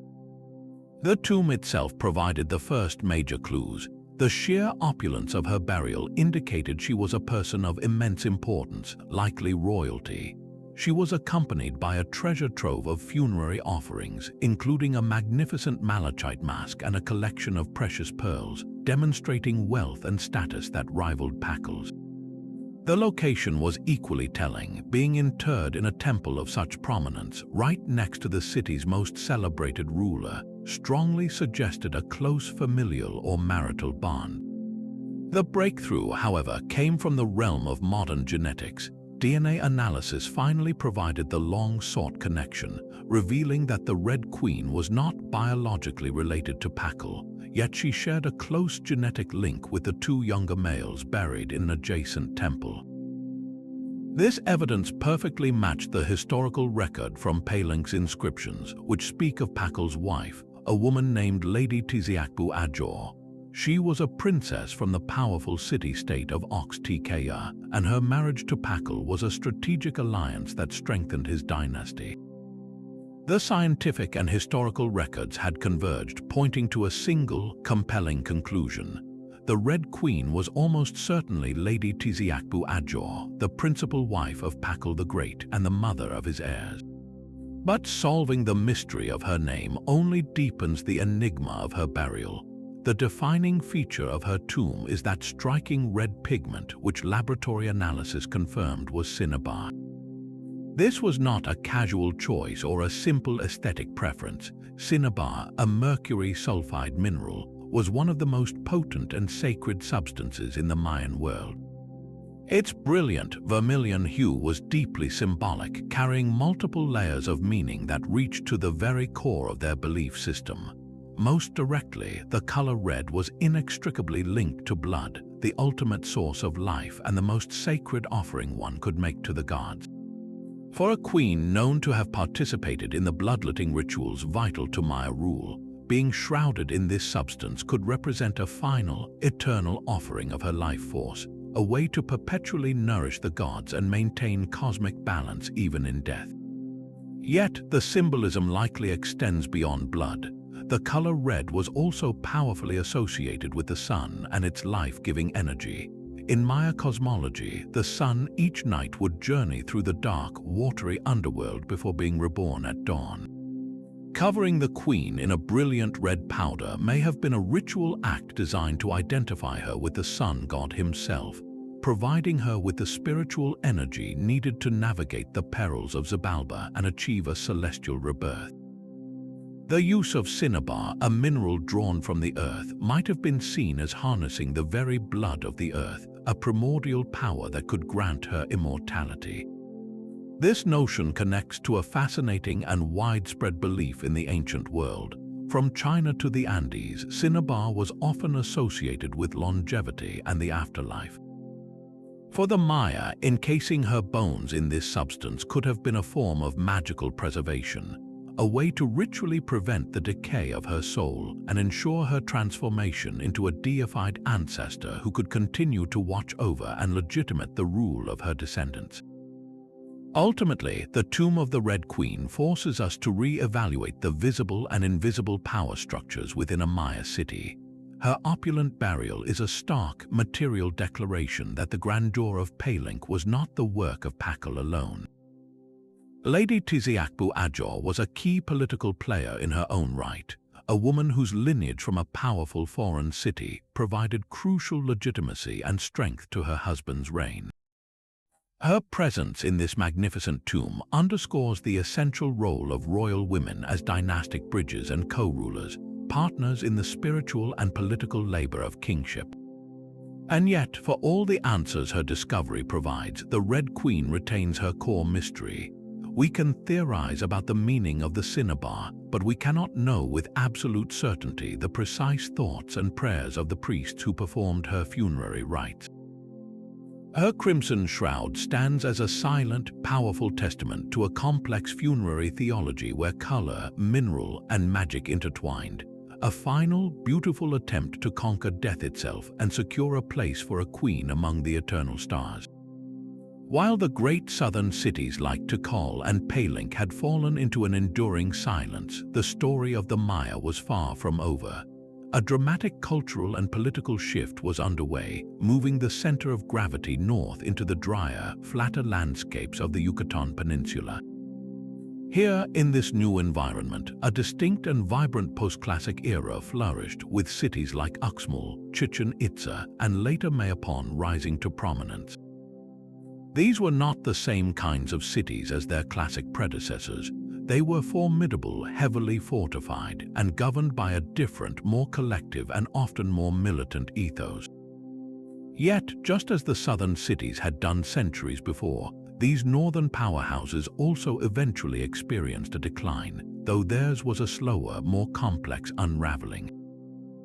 The mystery here is not one of sudden, catastrophic abandonment, but of a gradual weakening, a fragmentation of power that leaves us wondering what internal and external forces ultimately sapped the strength of this second wave of Maya civilization.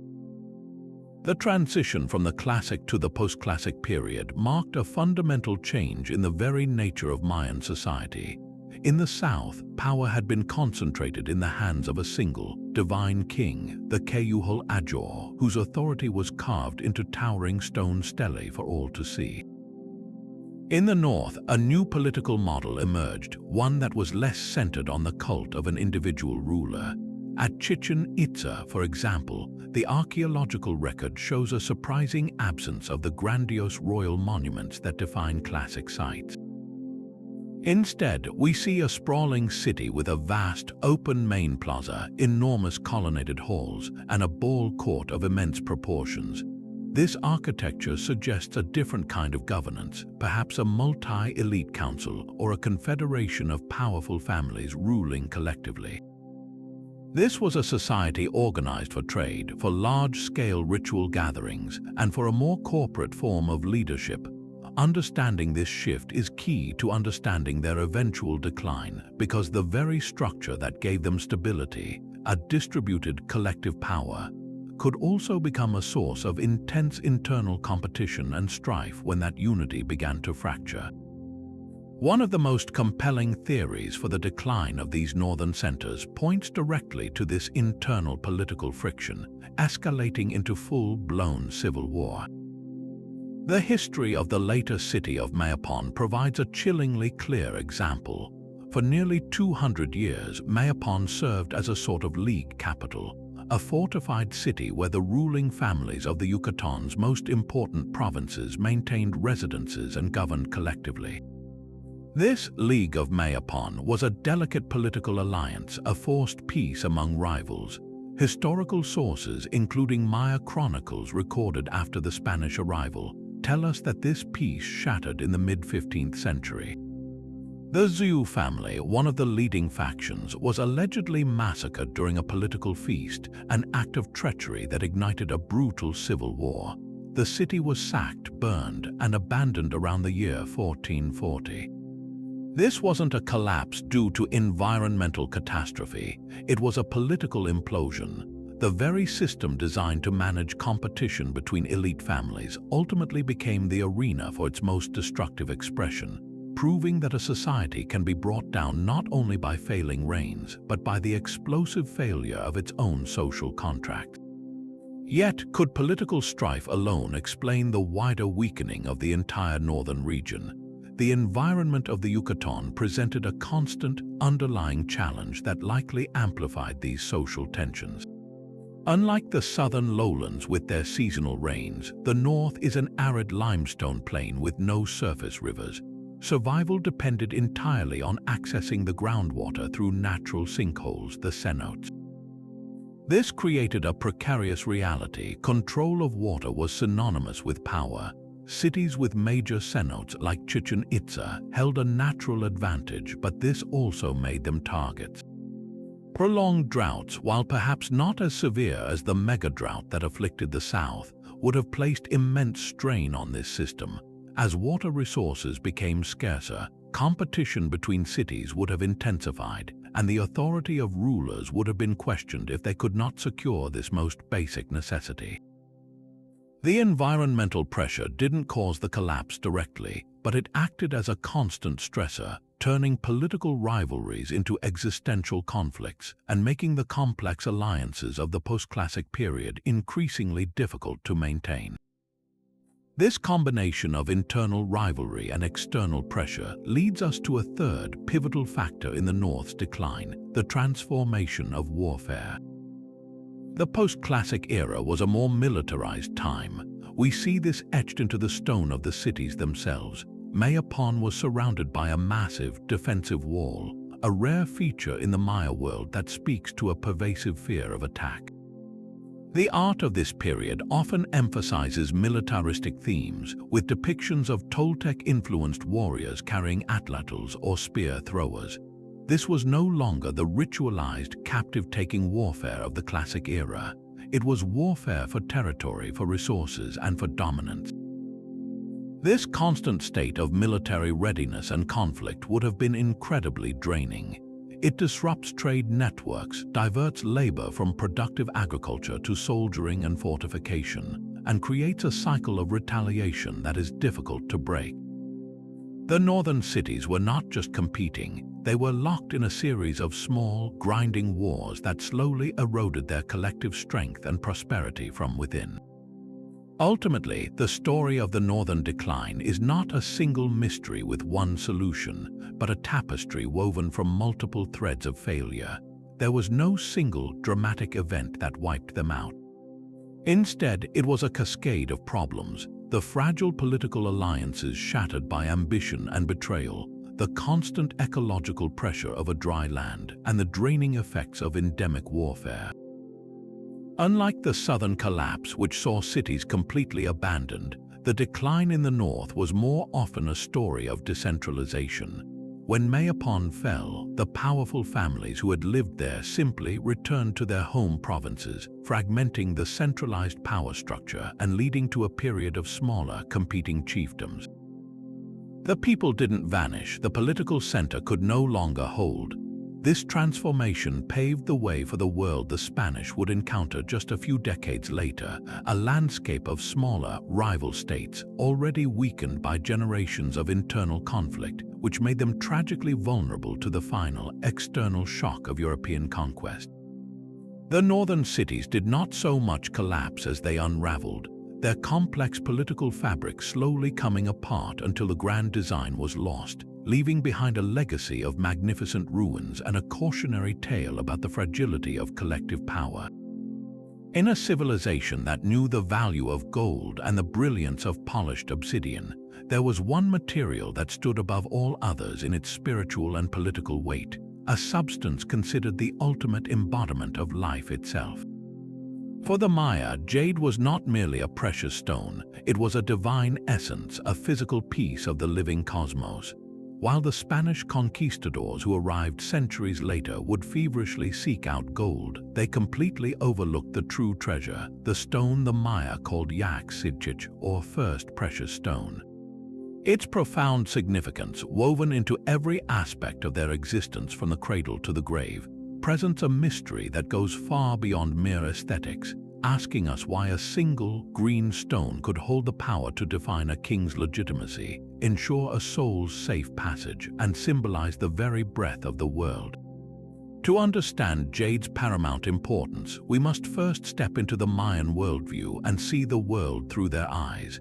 The most immediate and powerful association was with water, vegetation, and by extension, life itself. The stone's most prized color was a deep, translucent celadon green, the color of a lush maize plant after a rain, the hue of a forest canopy, and the shade of clean, deep water. In an environment where the arrival of the seasonal rains meant the difference between abundance and famine, this connection was not symbolic, it was vital. Jade was seen as a crystallized form of life-giving water, a piece of the storm cloud or the sacred cenote made solid. This linked it directly to the rain god Chok, and most importantly to the maize god, the central deity of sustenance and rebirth. Wearing jade was not just displaying wealth, it was a king publicly adorning himself with the forces of fertility and life, visually declaring his role as the guarantor of his people's survival. Furthermore, jade was intimately tied to the concept of Siechulul, the sacred life force or soul essence that animated all things. The stone's cool, smooth texture, its incredible durability, and the way it seemed to hold light within itself suggested it was a vessel for this very energy. It was in essence soul-made stone. This deep spiritual value dictated an immense and perilous economic effort centered on a single legendary source. Nearly all classic Maya jade originates from the Motagua River Valley in Guatemala, a region of tectonic violence where the Earth's forces pushed the right mineralogical ingredients together under immense pressure to create this rare stone. The journey to acquire it was an epic undertaking. Miners and traders would have had to navigate treacherous terrain, extracting the raw boulders from alluvial deposits or quarrying them directly from the serpentinite rock formations. The raw jadate is actually quite dull and unremarkable, encased in a brownish rind. Its brilliant green heart is only revealed through the skilled work of the lapidary. Once extracted, these heavy boulders were transported hundreds of miles across the Maya world, likely via a combination of river travel on dugout canoes and overland portage by human carriers. This established a trade network of staggering scale, with the raw material passing through many hands, its value increasing with every mile it traveled from its source. Controlling access to this trade, or receiving large, uncut boulders as tribute from vassal states, was a primary objective of Maya kingship. The ability to commission great works of jade was a direct measure of a ruler's economic reach and political influence. Nowhere is the culmination of this spiritual belief and economic power more stunningly displayed than in the royal tomb of Pakal the Great at Palenque. When archaeologists lifted the massive sarcophagus lid, they found the king's body adorned not with gold, but with a breathtaking jade mosaic death mask. This was not a single carved piece, but a masterwork of miniature inlay, where hundreds of perfectly shaped tesserae of green jade rectangles for the forehead, curved plaques for the cheeks, tiny cylinders for the eyes, were fitted together to create a portrait of the king in eternal, serene repose. His body was further covered in jade jewelry, a magnificent collar of large, round beads, jade ear spools in his pierced earlobes, rings on every finger, and even a beautifully carved jade head in each of his hands. This was not merely a lavish burial, it was a carefully orchestrated ritual preparation for the soul's journey. The jade was intended to function as a spiritual battery, packing the king's corpse with an immense concentration of Siechulul to empower his soul as it navigated the treacherous waters of the underworld. The mask itself may have been designed not just as a portrait, but as a permanent, idealized vessel for his identity, ensuring he would be recognized by the gods and reborn as a divine ancestor. This practice leads us directly to the core of the mystery. Was jade believed to confer a form of immortality or provide specific protection in the afterlife? The evidence strongly suggests that it was seen as a crucial tool for navigating the perils of Xibalba. The Maya underworld was a cold, damp, and dangerous place. Jade, as the stone of water and life, was thought to offer a protective barrier against this decay, preserving the integrity of the soul and the memory of the individual. Placing a jade bead or a small carved figure in the mouth of the deceased, a common funerary practice, was likely meant to provide a heart or a seed of life for the soul in the next world, a core of Siechulul around which a new, divine existence could coalesce.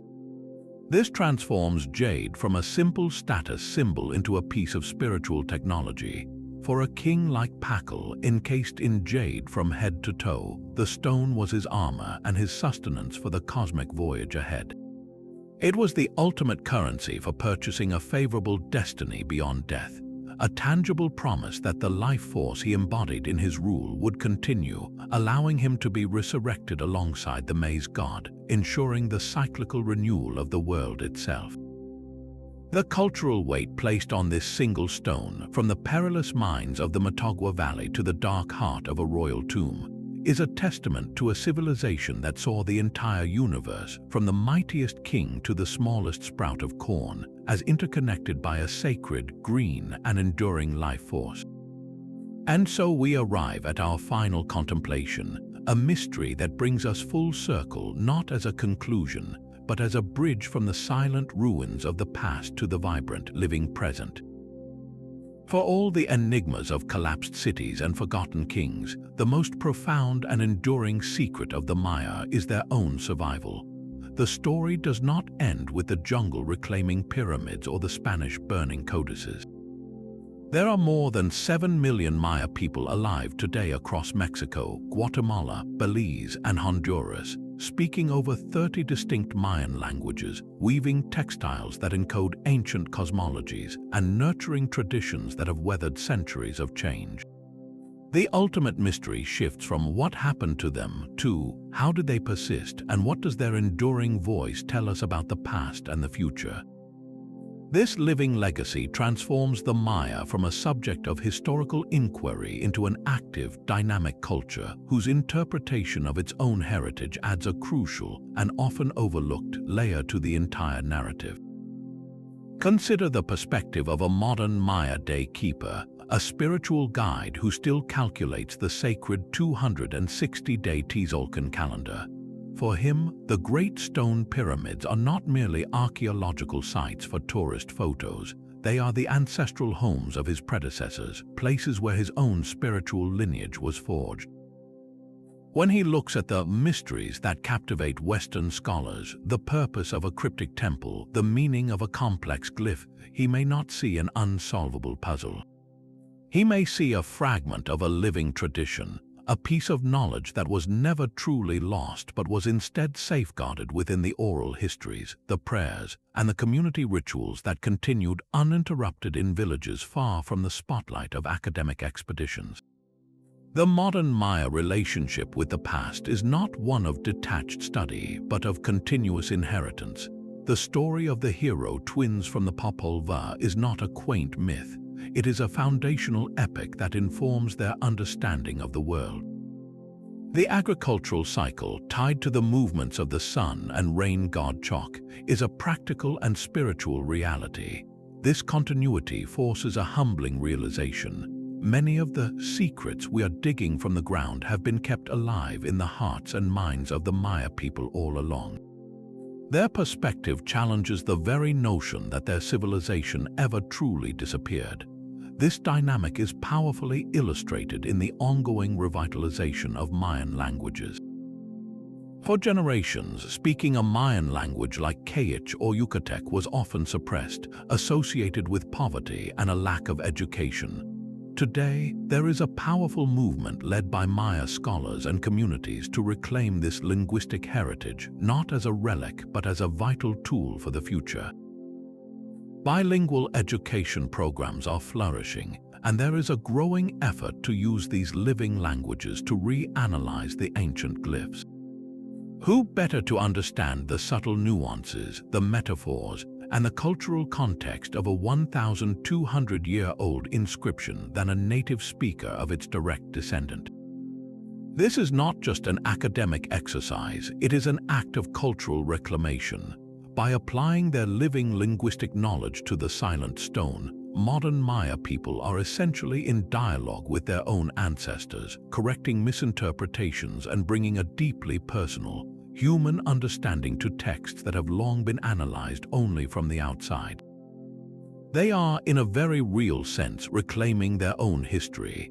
This brings us to the modern world's fascination and frequent misinterpretation of Maya prophecy, a topic that highlights the stark contrast between insider and outsider views. The global frenzy surrounding the year 2012 is the prime example. As we discussed, the completion of the 13th Bayaktan was wildly misconstrued in popular culture as a prediction of cosmic doom. For the modern Maya, this was often met with a mixture of bemusement and frustration. Their own traditions spoke of it as a time of great transformation and renewal, a turning of a cosmic page, not an ending.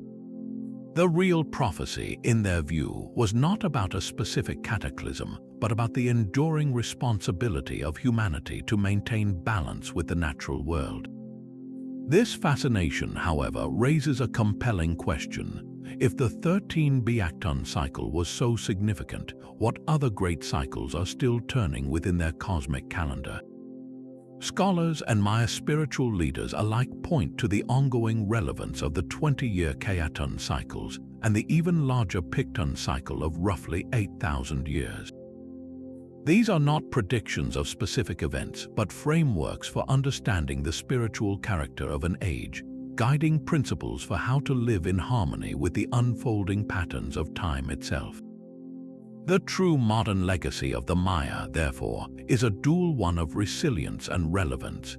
It is a story of a people who have fiercely protected their identity against overwhelming odds, ensuring that the wisdom of their ancestors continues to inform their present.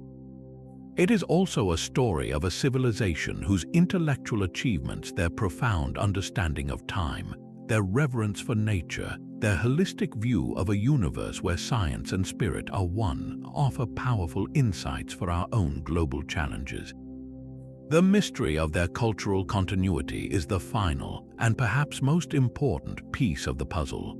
It teaches us that a civilization is not defined solely by its stone monuments, but by the unbroken spirit of its people.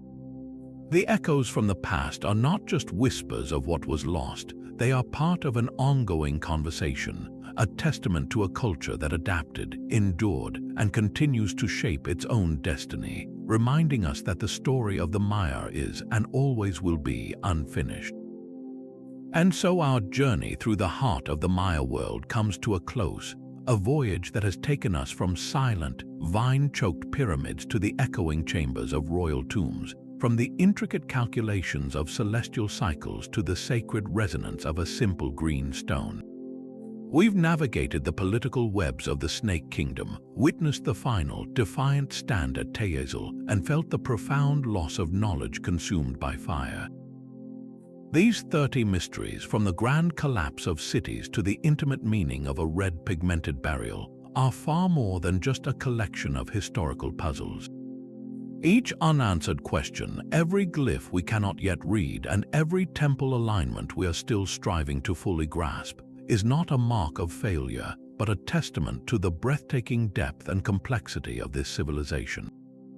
They challenge our assumptions, forcing us to see a world where science and spirit were seamlessly intertwined, where a king could be an astronomer, a warrior, and a shaman all at once, and where the very fabric of a city was woven from the threads of the cosmos. It is crucial to remember, as we step back from the silent stones, that the story we have been unraveling is not one of a people who vanished from the earth. The great unraveling of the classic period, that slow-motion societal collapse that saw plazas grow quiet and stelae fall silent, was not an ending. It was a profound transformation, a strategic retreat from a specific, unsustainable way of urban life. The Maya did not disappear, they adapted. They shifted their centers of power, they returned to a more dispersed village existence, and they carried the essence of their culture with them into a new era. Their resilience is the true, unspoken climax of their story, the ability to endure, to preserve their identity through conquest, suppression, and centuries of change. The legacy of the Maya is not confined to the archaeological sites we explore. It lives and breathes in the millions of their descendants who today continue to speak their languages, practice their ceremonies, and draw strength from the wisdom of their ancestors, proving that a civilization's greatest monument is the enduring spirit of its people. This living legacy is inextricably linked to the relentless, passionate work of the explorers, linguists, and archaeologists who have dedicated their lives to listening to the whispers from the past. Every new discovery, whether it's a tomb revealed by ground-penetrating radar or a syllable finally deciphered through linguistic analysis, is a collaborative effort across time.